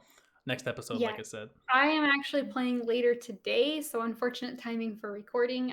But it's fine. We have so much else to talk about. So yeah, next Yeah. episode we'll get to Yeah. Forspoken demo. What I will say just about this trailer quickly though, like, man, I feel like we say this about a lot of games, but we're really reaching the point now where the next gen's been out for a couple of years, and we're beginning to see these games that really do look like a step up visually. I mean, there was that one we were talking about earlier. Can't remember the name. Replaced, was it? No, that's not right. Yeah. But like this one as well just looks insane with the kind of these crystals that are breaking and like the particles flying around and there's like smoke and fire or water, all Yeah. these elements coming off of every move that you do, the boss is included, and it's just it's like so Square Enix.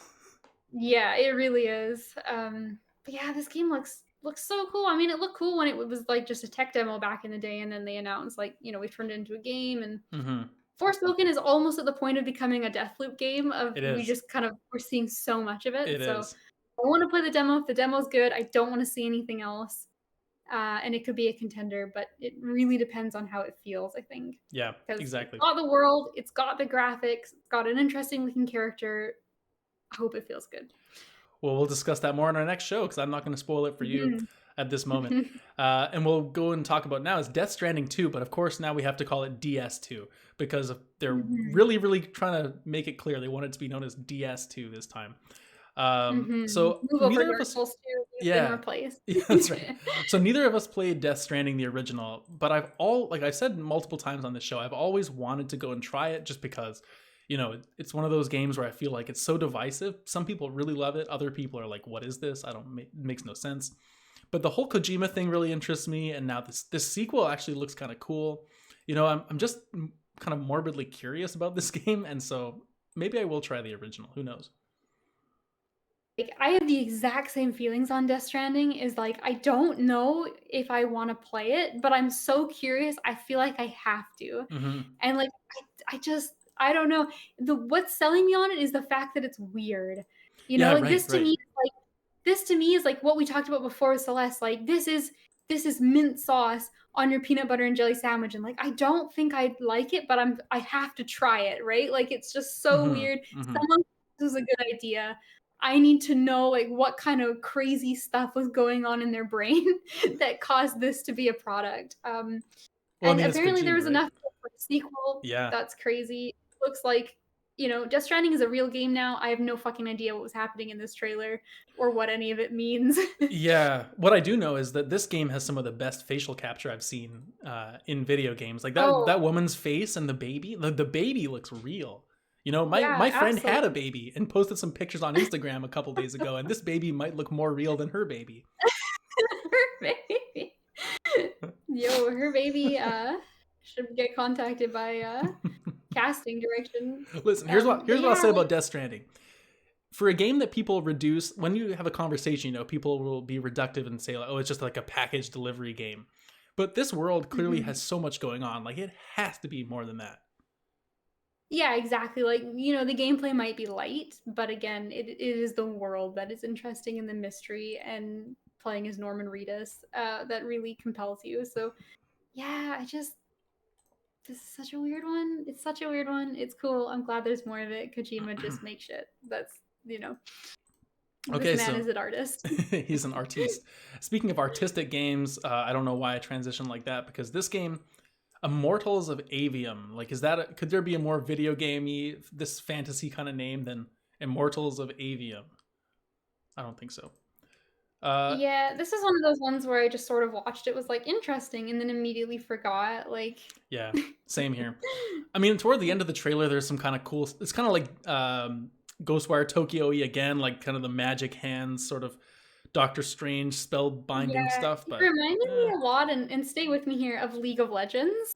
okay, Stay with me. It's the arcane kind of like hex tech sort of right. stuff where like like the gloves and like the hammer, and there's a character that has like the gloves kind of specifically in League of Legends. So Mm-hmm, it mm-hmm. reminds me of that kind of like sci-fi tech, Yeah, but yeah. Like medieval, kind of like fantasy spell tech type of stuff. yeah, Yeah, fantasy sci-fi spell tech. But again, like they didn't really show a hell of a lot other than it's a magic shooter, so yeah, CG kind of we'll thing. see But what that means, yeah, in 3 years when it comes out. well, it says 2023 on here, but maybe it'll Yeah, a be a lot of delay games candidate. It'll say be that a they're delay gonna come candidate, out. maybe. Yeah, Yeah. A lot of games say they're gonna come out at a certain time, and then they don't. this is true. So we have a gameplay trailer after this for Tekken 8. Of course, because Street Fighter showed up earlier, we have to have a counterpart here to take it on, so everyone can debate, which is better. And the real answer is whichever one you prefer.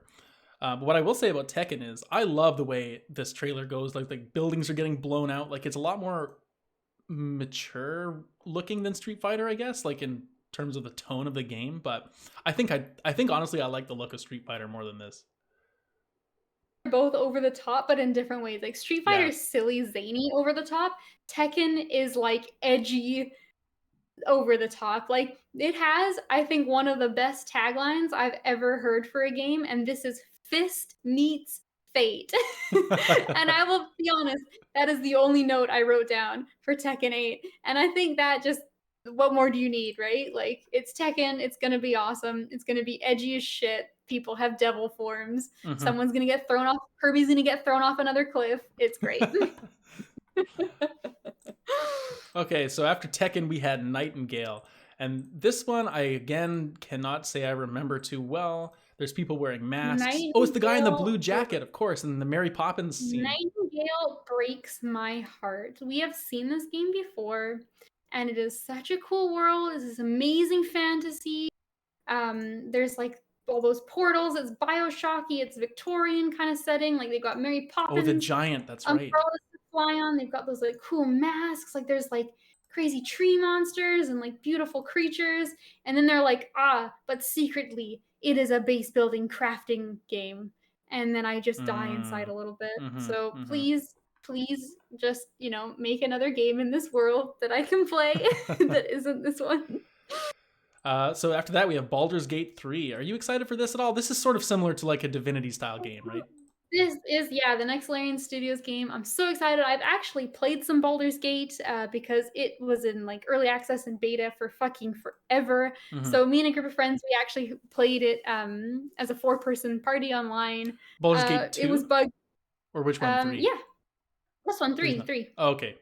Yeah. Yeah, it was like hilarious, and like we had the funniest time playing it. There's some cool quests. Like it is very Divinity. It's just a different world Yeah. than Divinity, slightly different setting, more D&D inspired, but it's awesome. Um, my favorite part of this trailer is there's that guy that like comes out of the chest. There's like a mimic chest, and the guy like Mm-hmm. fights his way out of it. And my friend is here sitting there, he's like, "Wait, why is Kratos in that chest?" That's what I thought. He looked And just like Kratos. he looks like Kratos, which is funny because I think he's like an important character from one of the other Baldur's Gate games, so it's like a big moment. But we're just like, "Oh, it's Kratos." I honestly thought it was a crossover. I honestly thought that's what they were announcing. Is like Kratos is a bonus character if you pre-order the game or something how like that. how crazy would that be? Kratos is, you just find him in a chest somewhere in the world. Honestly, that'd be pretty crazy. No, I don't think that's the case, but like Larian Studios makes Divinity, and that's one of the best games ever made. And this will be hopefully equally as good, or at least partially as good. And we'll play with my friends, and they'll steal everything, and we'll have moments where our characters like fuse together. At one point, we were playing the open beta or something. They all like fused into one like massive person with like our limbs just kind of like sticking out. So I really hope they make that a core feature in the game going forward. That would be nice, wouldn't it? But we'll see. So after that, we have Wayfinder, and this game is an online RPG. I think it's an MMO. It looks like you're collecting loot, running around. It's kind of medieval. There's lots of colors. I mean, it looks like whatever, kind of like a Borderlands style. Grab some loot, grab some friends type of game. But I don't know. It's kind of whatever, personally. And after that, I don't know if you had anything to say about Wayfinder, but after that we had the Fire Emblem Engage expansion pass, which is very interesting because Fire Emblem Engage is not yet released. Look, I love Fire Emblem. I know you do as well, but I think we both kind of, this just isn't it. This just isn't what I'm looking for from Fire Emblem. I'm a little burnt out on the series, Yeah. and what I would need to draw me in is some changes to their formula, not a expansion pass to cash in on nostalgia for older Fire Emblem characters. Yeah, no, exactly. This isn't doing anything for me, and yeah, there's that big concern. My note I've written down for this game is just, "Oh dear." Yeah. Because, yeah, there's some concern about a game isn't even out yet, and they're showing off trailers for the expansion pass. A little I concerning. always find So, that worrisome in the sense of like, well, how much of this would have usually been in the game, and now you're like yeah. made it into this expansion pass, and you're trying to already Well, get people to yeah. buy it. It concerns me there's gonna be, like, a gotcha element. Like, there Mm. was, that Fire Emblem, is it Fire Emblem Fire Heroes? Fire Emblem Emblem Heroes on something. mobile, yeah. I Yeah, I don't that know if it would mobile have something like game. that, but then you see things like Genshin Impact that are so popular, and they do have those Yeah, gotcha styles. exactly, like, so I think there's gonna be a little bit more to the game, like, it might not be necessary to play it, but just the idea of, like, you have these spirits of the older characters that can help you, and it's like, yeah, how much is there gonna be a store for that kinda shit? So, Yeah. Well, yeah, I speaking might of be skipping on this one. gotcha mechanics, let's talk about Genshin. I mean, Blue Protocol, the game from it's an Amazon Games. They're crossing over with Bandai Namco, I think, to make this. This is literally just Genshin Impact from a different company trying to sell you anime Yeah, skins and stuff, I I think. will say, the visual in the world reminded me a bit of Xenoblade, is what I thought it Yeah, was when I first saw this trailer, as someone who's never played a Xenoblade that's fair. game, But and that I would might be also say that um, Xenoblade is very but reminiscent of Genshin Impact as well. well, that's true, maybe some of these anime games tend to look a little bit similar, but I think the world looks cool in this at least, like, there's some really neat big landmarks with, like, big, Hmm. like, pointy mountains, kind of Xenoblade-y, Yeah. but again, it's an anime game, you're either into them or you're not. Yeah, I really think it's just going to be like Genshin Impact style thing for Amazon, and it'll probably get canceled because Jeff Bezos won't make $2 billion in the first week, and they'll be like, "This isn't worth it." Yeah, what's the point? Why bother? I only made $1 million in the first That's week, right. so ugh, who That's cares? right. So now I want to get your thoughts on Remnant 2, because I know the first Remnant was a game that was kind of like very, very Souls inspired, but I think didn't really have the juice of what was needed from Souls, but like to match that kind of energy. But this game looks really legit from the trailer. I think Remnant got some unfortunate community branding Mm, because I don't think Remnant felt very Soulsy at all. In fact, it was like almost more roguelike-y, like there were generated areas, mm, and it had a dodge roll, basically. It was a gun shooting game and it had a dodge roll. So everyone was like, "Oh, it's gun souls." And I think that was, a little unfair for the game. But mm-hmm, I did quite like Remnant, especially with the multiplayer aspect. I think they had a lot of really good ideas, especially in terms of how you leveled with your stats, kind of like different stats unlocking to level up once you use things a certain amount of times. So, like, for example, like I remember cracking up when I got a stat that was like, "Oh, I can now upgrade some mobility because I vaulted over stuff a certain amount of times," yeah. and like just really kind of like creative things like that. There was a lot of smart ideas of how you could sort of like augment your weapons. And I think it had a really good base work. Like the bosses were all really unique. I think Remnant's problem on launch was it just didn't have enough variety, Mm, especially with a lot of the dungeons being kind of randomly generated. They started to feel quite samey, and there wasn't a enough enemy variety in them. But looking at this Remnant 2 trailer, it looks like there's a lot more variation in terms of like what the areas look like, some more weapon types, some more different enemies that look new. So I think that they could have maybe iterated on, Remnant being the first game being a bit of a blueprint for mm-hmm. expanding on it. And I think this game looks cool. Like My friend I played the first one with, we both looked at this trailer, we're like, "Shit, we gotta beat the first one." Like, we're excited for this to come out. Hmm. I think this looks fun. This looks really fun. Yeah. So when I asked you about this, I was thinking Lords of the Fallen in my head because Yeah. Remnant is a game I also played when it came out. I played Mhm. with multiplayer, and I remember thinking it Yeah. was like the exact same thing as you. Not really a lot of variety. I didn't love the environments. All like they were kind of unique. The Mhm. swamp was kind of cool, but overall they were kind of Yeah. bland, especially that number one area, like the first one you go to, that city. But the Yeah, that fact that it's little puff. multiplayer was really cool.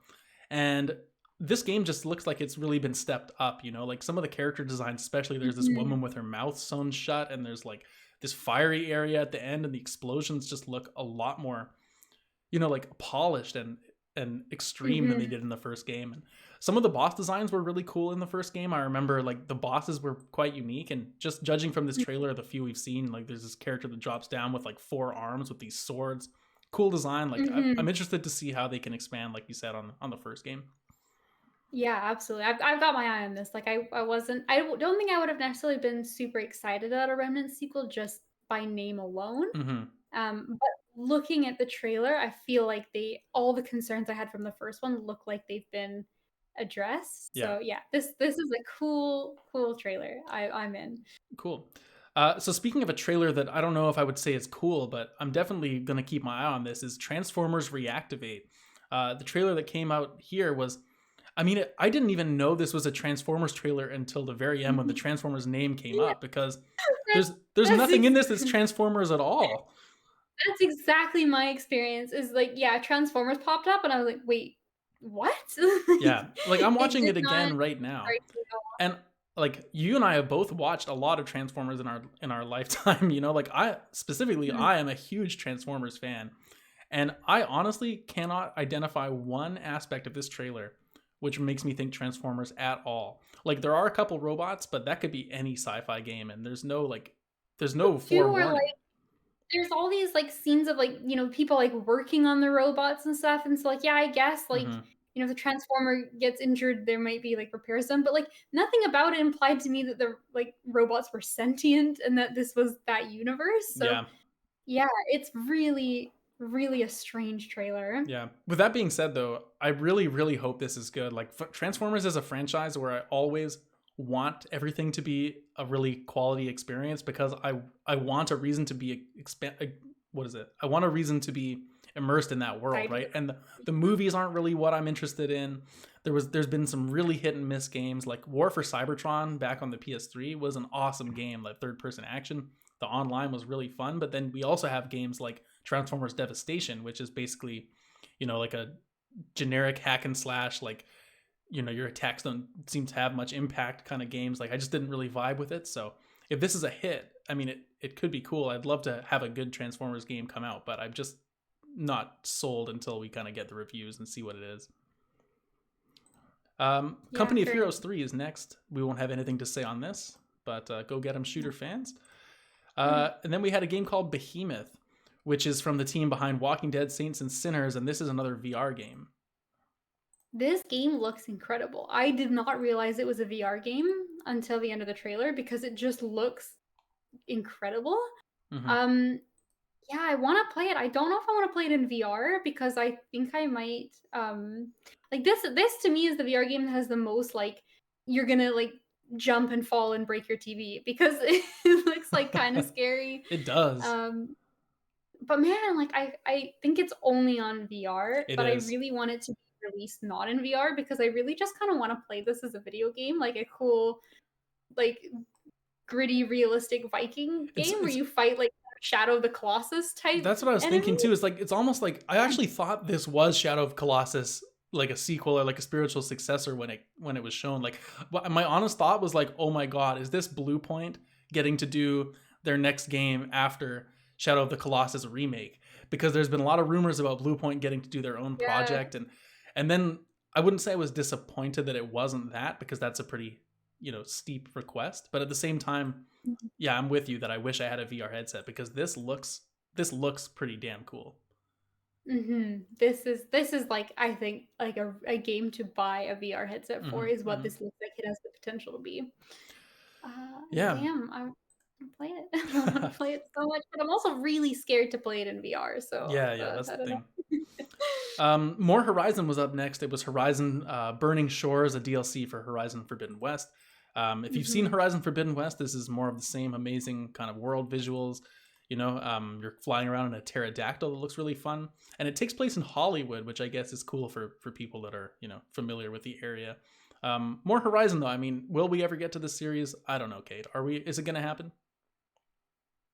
I will say my thoughts on this game are it is potentially the prettiest game that's ever been released. And that monster coming out at the end and like breaking through the Hollywood sign was a kick-ass way to end off a trailer. But again, like there's so much Horizon to play, and it's just kind of one of those middling games where it's like, will I ever have Yeah. 50 hours to play it? I don't know. You know what it is? It's just because it's open world to me. If it was in the style of Yeah, God of War or The Last of Us and just more narrative but more concise, I would be in. 100%. Like it's such a cool world. I've heard the story's good. I know people really like the main character. I want to play it, but it's that fatigue of like gather all the collectibles in the open world and do all the crafting, and like I just Hmm. don't think it's a game I would like finish. Like I haven't even finished Ghost of Tsushima, which is a game I really like, but is that same kind of like open world style where there's all those like things on your map that are overwhelming. Hmm. So I just think it's not necessarily my style of game. And there's always that argument, just mainline it, don't do all the extra stuff. But it's really hard to sit down in a map that's so overwhelming like that and Hmm. only do Hmm. the main things. So Yeah, no, fair enough. we'll see. So after Hmm. that, we had the first ever scenes from the Mario Bros. Movie. Keegan Michael Key had maybe the most cringy writing for his jokes I've ever seen. I feel so bad that he had to stand and deliver those lines, but he did it like a champ. Um, He did. and just, I mean, we talked about the Mario movie pretty recently, so maybe we don't have to talk about it a lot, but nothing in this trailer did anything but get me more excited to see Mhm. this movie. 100% agreed. I'm at the point I think we kind of said last time. I don't want to see anymore. I'm gonna go watch the Hmm. movie. I'm good on it. Looks great. The toads banging the blocks to get their coins was just the cutest thing in the world Oh during my the god, it trailer. was. And the toads that are wearing those little hard hats, like, Yeah. on their, like, big mushroom heads, like, it's so cute. There's so many cute little creative choices in this movie. And speaking of cool and interesting creative choices, the next thing we saw was Crime Boss Rockay City, a mafia sort of crime inspired game starring Chuck Norris, Danny Glover, Vanilla Ice, and Michael Rooker in what is maybe the most haphazard collection of celebrities on the planet. But this looks, I mean, I don't think it's for us, but it looks like it might have a cool sense of humor and sort of be a, I feel like fun Saints Row experience. kind Yeah, of Saints Row. style game, which, yeah, isn't my kind of thing. Like, the trailer was fun to watch, there's a lot of energy, and obviously, like, seeing all the actors pop up is a lot of fun. Um, yeah, I'm sure people are excited for this and have fun, I guess.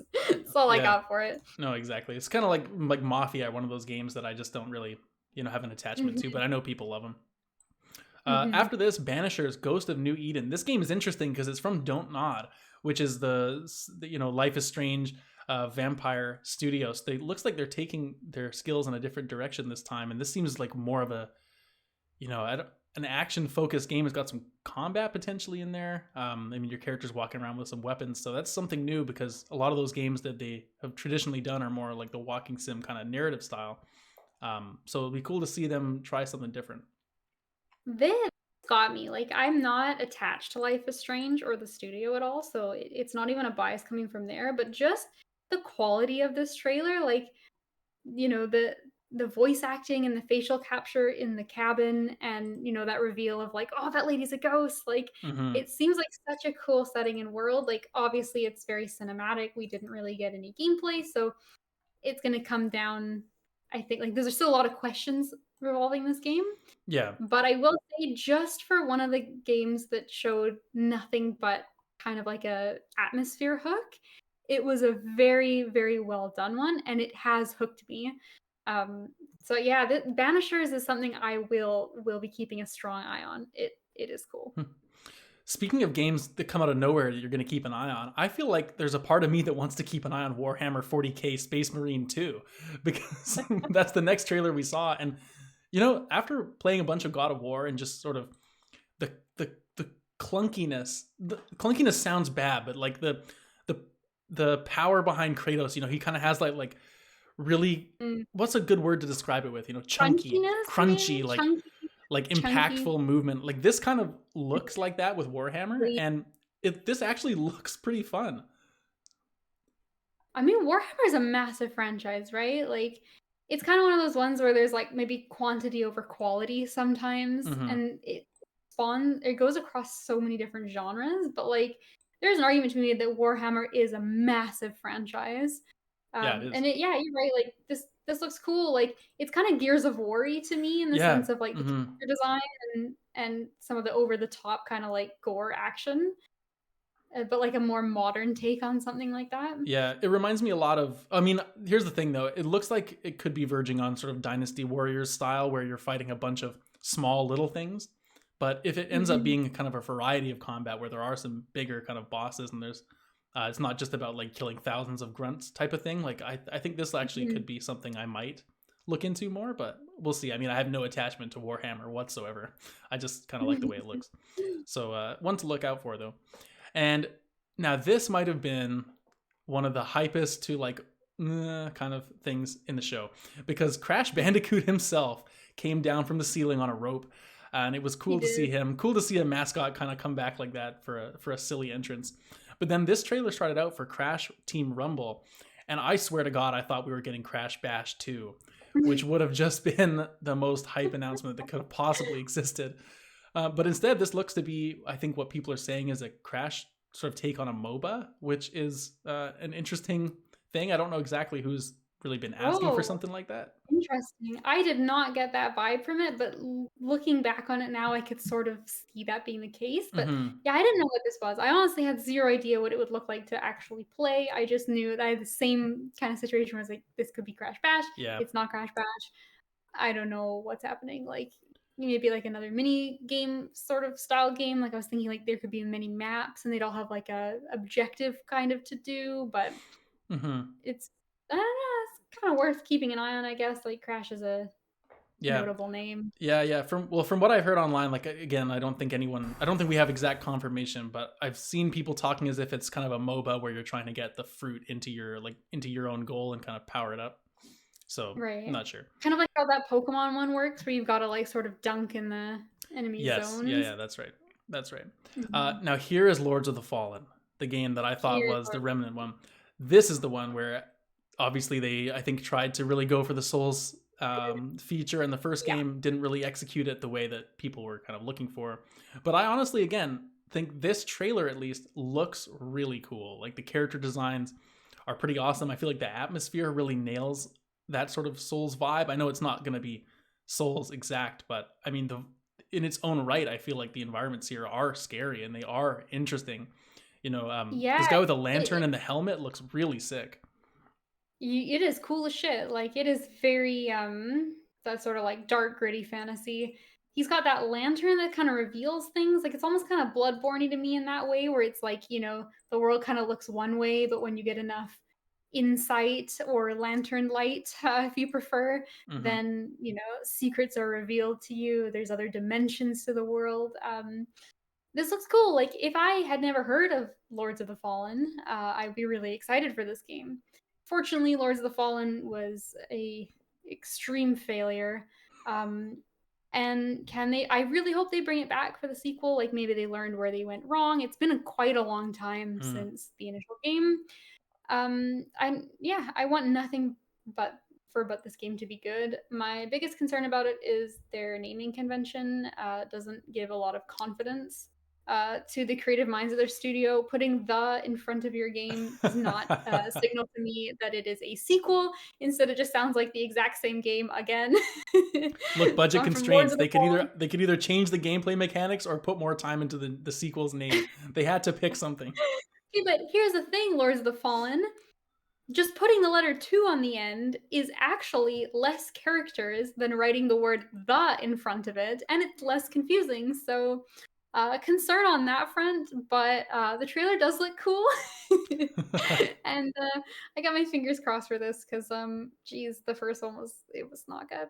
It was Yeah. not good. It is now like $3 on Steam if anyone wants to just kind of give it a go. But that's never a good Doesn't seem sign. like a ringing endorsement, though. No. No. Okay, so after that, we had a Call of Duty Modern Warfare 2 raid trailer, which it is what it is. We had also Cyberpunk 2077 getting some DLC, including Idris Elba playing one of the new characters. So that was kind of cool to see him.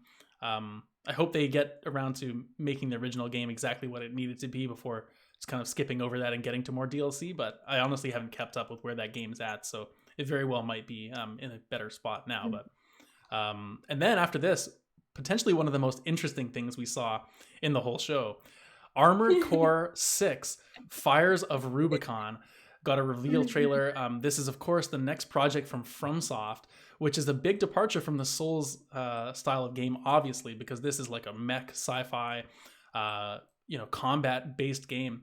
And so, I mean, I have some feelings on this, but I want you to speak about it first, because this is obviously your So studio. I was taken on a wild ride with this trailer. Like, Jeff prefaced this by saying that, like, this is coming, and we're at the end of the show, right? So it's big shit. Jeff prefaced this by saying, like, multiple Game of the Year, like, award nominations, and like they've won Game of the Year, and I'm like, oh my god, like, could this be From Software? Like, who else could this be? And then they show like the kind of the eye and like the fire at the start is so like, where at the very beginning, like 20 seconds, 25 seconds into the trailer, there's that like fire going up from the world. I'm like, that's how Dark Souls 1 starts. Like, there's so many like Souls homages in this trailer. I was like, that's cool. I was like, but it looks a little bit like sci-fi. So then I'm starting to get a little concerned, like, oh my god, are they doing sci-fi Souls? Because I've forgotten about Armored Core, and this was rumored to come out. It's not a massive surprise. And then there's like a destroyed world, and like, FromSoft games are always a world on the brink of like destruction, and the world needs to get reborn in some way.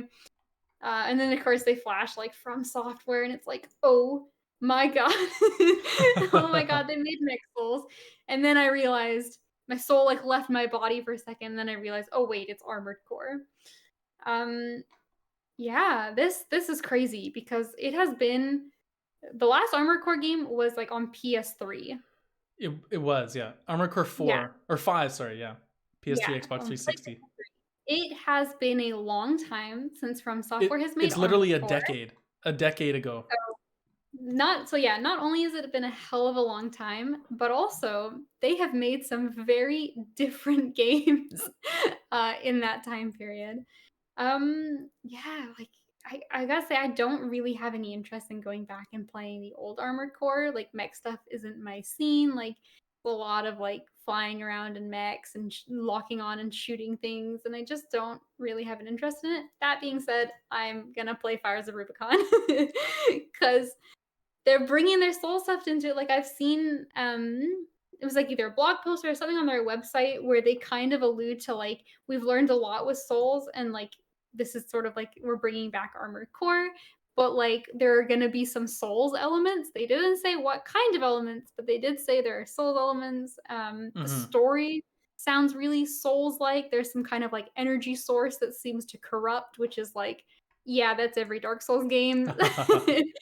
And yeah, it's like a weird mashup of two very different games from the Yeah. same studio.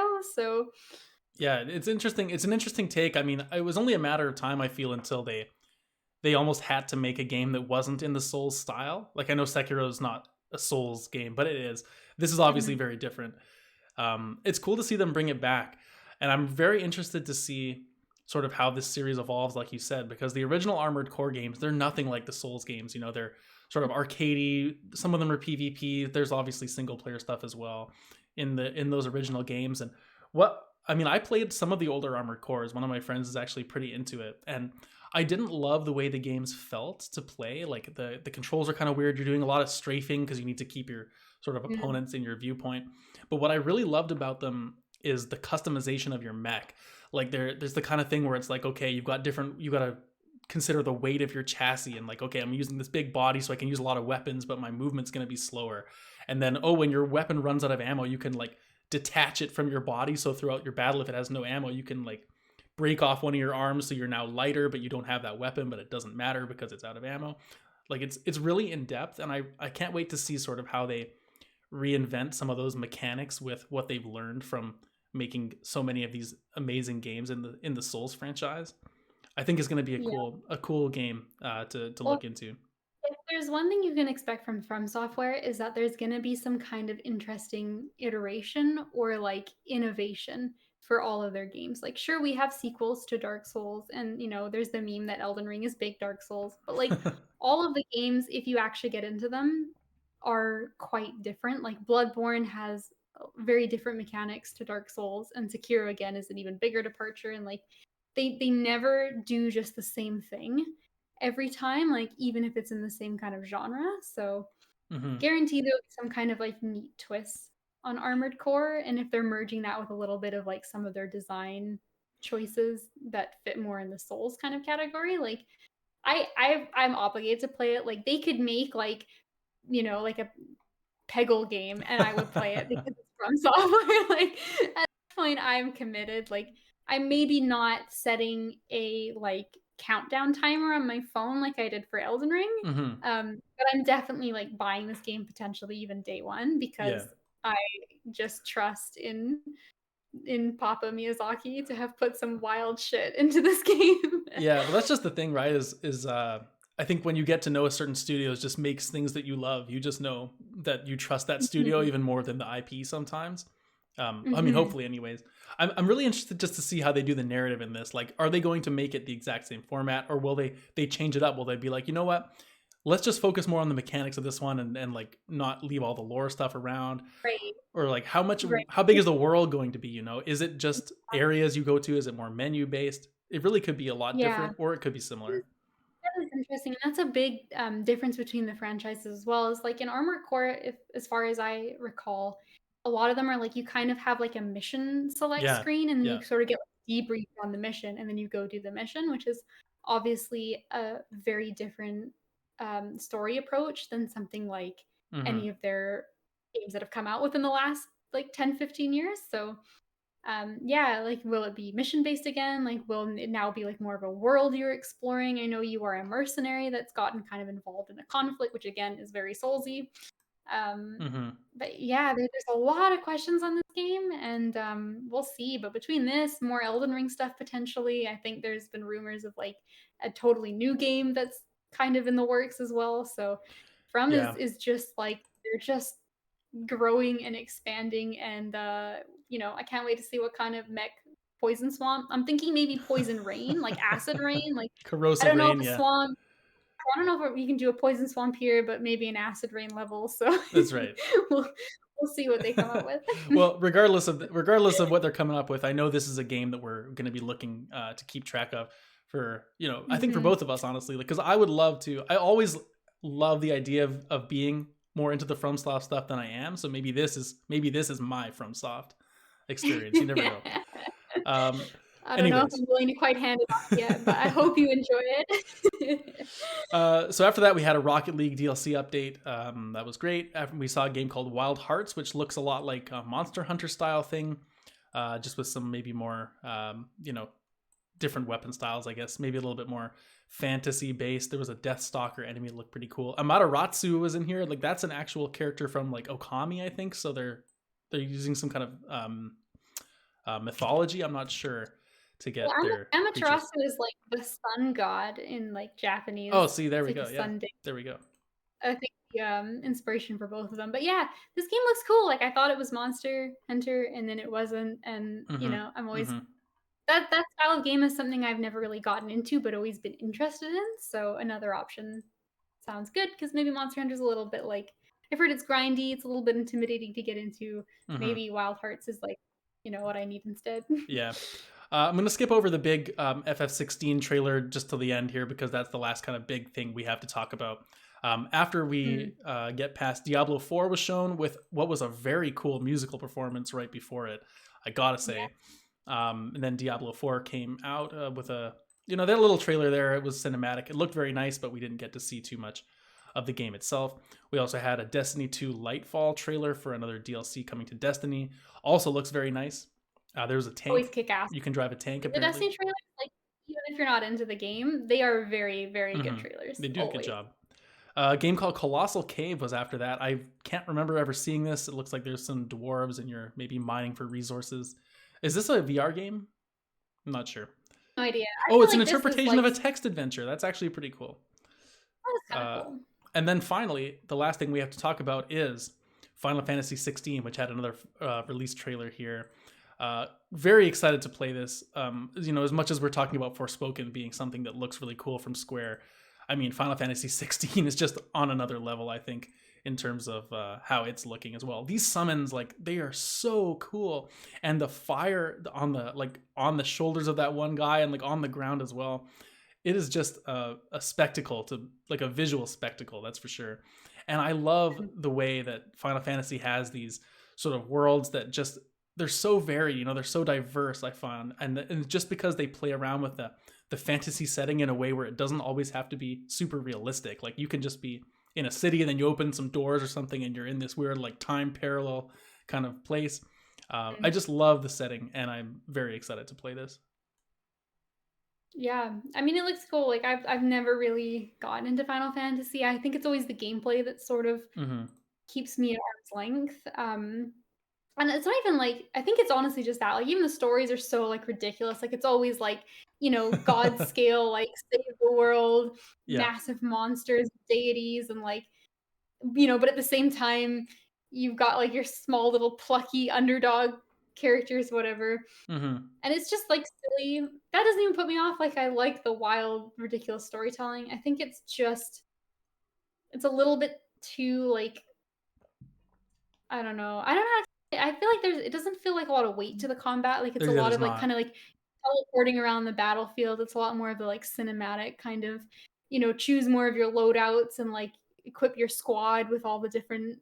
complementary spells and things, like but it's cool. I love the world. I've always kinda wanted to get into it. You can pet the dogs, like it looks good. It looks a little darker, I think, than what I expect from Final Fantasy. Like the opening scene where that kid's like chocobo gets Hmm. murked and he's Hmm. like covered in blood. I thought that seemed a little graphic Yeah, it for was. It was pretty what dark. I expect from Final Fantasy. It was pretty dark. I mean, there's been some dark stuff in the past in some of the older games, but I think those obviously couldn't be as graphic just with the limitations of like the Super Nintendo back in the Mhm. day and whatnot. Whereas now they can really show those kind of things off. But yeah, I hope the combat's a bit more weighty as well. Like to me, I feel like if I was comparing like Final Fantasy 15 combat compared to 7 Remake, for example, like 7 Remake was a lot chunkier and you really felt like the impact of some of your hits. Not to the extent of like a Souls or something, but it was definitely like not very button mashy. Whereas I feel like 15 was very much like, okay, now I'm gonna just hammer the X button and do my combo. So I'm hoping it's more along the lines of like 7 Remake, which I feel like it probably will be just because of how successful that game was and how the popularity of that type of combat has really risen. So, but it's a guess. I mean, hope I'm right. Anyway, was there anything else that we missed, Kate, on your list of notes? Because I think that was pretty much I everything think shown off. that was pretty good. There might have been one or two small little games here and there, but like overall, I think it was a really good showcase. There's a lot I was excited about. Like I had a great time watching it, and now looking back on it, I feel like I've only increased in my excitement for games coming out this year. Like I always say, like 2022 is going to be a hard one to top for me. Like they've Mm-hmm. really just it feels like everyone went out of their way to make a Katie game. Um, and if that was S plus tier, this is at least like a solid A plus. Like really high up there too. A really good showcase of games. Yeah, I mean overall, just I guess summarizing thoughts on the show. Like I think this was probably just in terms of the show, like the best the Game Awards has ever been. I just felt like there wasn't really as many periods of time where there was like just lulls of like things that I really didn't care about, and they they seem to have a better pacing overall. And as well, I feel like they just did a better job of letting the people with giving speeches have a little bit more time to talk. I mean, Chris Judge obviously went over time and had to get played off by some music and whatnot, but I feel like the rest of them too. They had their time, and they. I would love to see more of the award winners get a chance to speak, get up and say some words, and more focus be put on them. But I guess that's not realistic, and at least the ones that did get a chance to speak had the time to say, I think, what they wanted to. I completely agree because it's not just about sitting and watching trailers and especially being back in person, which I think makes a huge difference. Like the atmosphere of the crowd and the excitement in the building, it's even when you're watching at home, it's palpable. So it's really nice to see everybody get back to an in-person show. But like you said, I always want to hear more about it, or like, just for some of the games, like if a dev comes out and talks a little bit about, the making of, if Supergiant was there to say something about Hades or something like that, I really appreciate those kind of moments that make it feel like more of an experience versus just, you can watch the trailers online anytime. Mm-hmm. And especially for the award winners, right? Like, so much goes into making these games. It's nice to let them have a moment of catharsis for Yeah. not just accepting the award, but also getting to talk about the experience. And my kind of wish, like the one thing I always complain about the most is like I just stop bringing in celebrities. Like I don't care that Al Mm-hmm. Pacino's there. Like he adds, like like no disrespect to him as an actor, but he adds zero to the Game Awards for me. Like he's nothing to do with the video game industry. Like Yeah. take his time and let Chris Judge do his whole speech, or let Yeah, or some of the other let people someone who's relevant. not forward facing. I think that's what I would like to see too. Is I'm with you. Like I don't love the celebrities. I think that's a symptom of like Jeff really wants this to become like a legitimate thing, like the Emmys or Grammys or whatever. And I feel like you Mhm. don't need to bring celebrities in to get it to that status. You just need to produce a quality show with the people that are part of your Mhm. industry. And so like I Yeah. agree, like totally. Like Al Pacino was there, and I guess it was cool to see him, but I would have personally rather had like, you know, um like a programmer from one of the games come out or something. Like that's the other thing too, the speeches are always given by like the actor, or like the, someone who's really like a Mhm. forward facing position in the company. And I would love to see like, oh, a game wins best art direction, well, here's the lead artist, or like here's like an asset Mhm. programmer that wants to come and tell about their experience. Just like some other people that you've never heard of that have a perspective. Would be very Mhm. cool to hear what they have to say. Yeah, exactly. And I can think of examples of when, people did get to do that kind of stuff. Like there's been showcases before, especially for some of the indie games that have had a little bit of a presentation, and you can just feel how Hmm. passionate people are to talk about their experience with the game. And, those are the things that's what I want to hear from, right? Like, yeah, Hmm. not the celebrities. So I appreciate that. I think this one wasn't too egregious in that aspect, but I do think that it is, if I could change one thing about the Game Awards, that is 100% what I would Hmm. change. Yeah, I think I'm with you. I feel like overall it could still be a little shorter. I don't know how that all shakes out, just because there are so many awards, there are so many trailers. Obviously there has to be time for sponsorship and whatnot too. But I'm kind of the opposite. Like I could go another like 2 hours oh, if there really? was stuff to be Oh, I think shown. it goes for way too long. Like And it's I understand, like, there's a yeah. point to be made of brevity, but I just enjoy it so much, and, like, maybe it's a 2-day thing instead of a 1-day thing, so you're not watching for 5 hours straight, but Mm. I have so much fun doing it. Oh, I mean, so do I. But I mean, it drags at certain points, and I think this was a good show because the things that were stuff that we cared about was smattered in really nicely. But then in other years, there could be a lot of stuff that's like, oh my god, I haven't really cared about a game for like half an hour, and there's still like an hour and a half of this to go, and there's times when it gets lulls too. So it's an interesting balance, but I feel like this was a good one, like we said. And unless you have any final thoughts, I think that brings us to the end of the show today. So like I Yeah, said, just oh, go ahead. I was gonna just another congratulations to the team at From Software, and the massive, steam train that was Elden Ring this year. Yeah, And will congratulations. continue to be probably for the next few I'm years. I'm sure it will. So congratulations, yeah, to FromSoft. Congratulations to all of the winners. I think almost every award very well deserved, except for best soundtrack should have been Metal Hellsinger. No debate. Okay.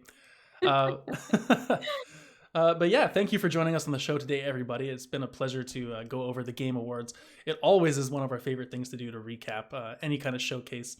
But of course, the Game Awards are something special. So thank you for joining us for the recap. This has been a pretty long episode. So for those of you that stuck to the end, we appreciate you, just like we appreciate all of our listeners. And if you would like to get in touch and let us know, again, what your thoughts were on the Game Awards, or anything else around the show, or predictions for early next year, you can do so at CloudControlPod at proton.me. You can feel free to tweet us, get in touch with us there as well. And we would love it if you did so. So please do that if you're so inclined. But until next time, I think that's going to close us out for the show. So we'll be talking about the Forspoken demo on the next episode. Maybe we'll check in with some God of War, some fun stuff coming up. And then look forward to our end of the year, predictions recap, and our predictions coming up for next year as we get into January as well. So lots of fun stuff coming up on the show. But But yeah, until next time, this has been Cloud Control, the gaming podcast. It's not just good, it's good enough. And we'll see you on the next episode.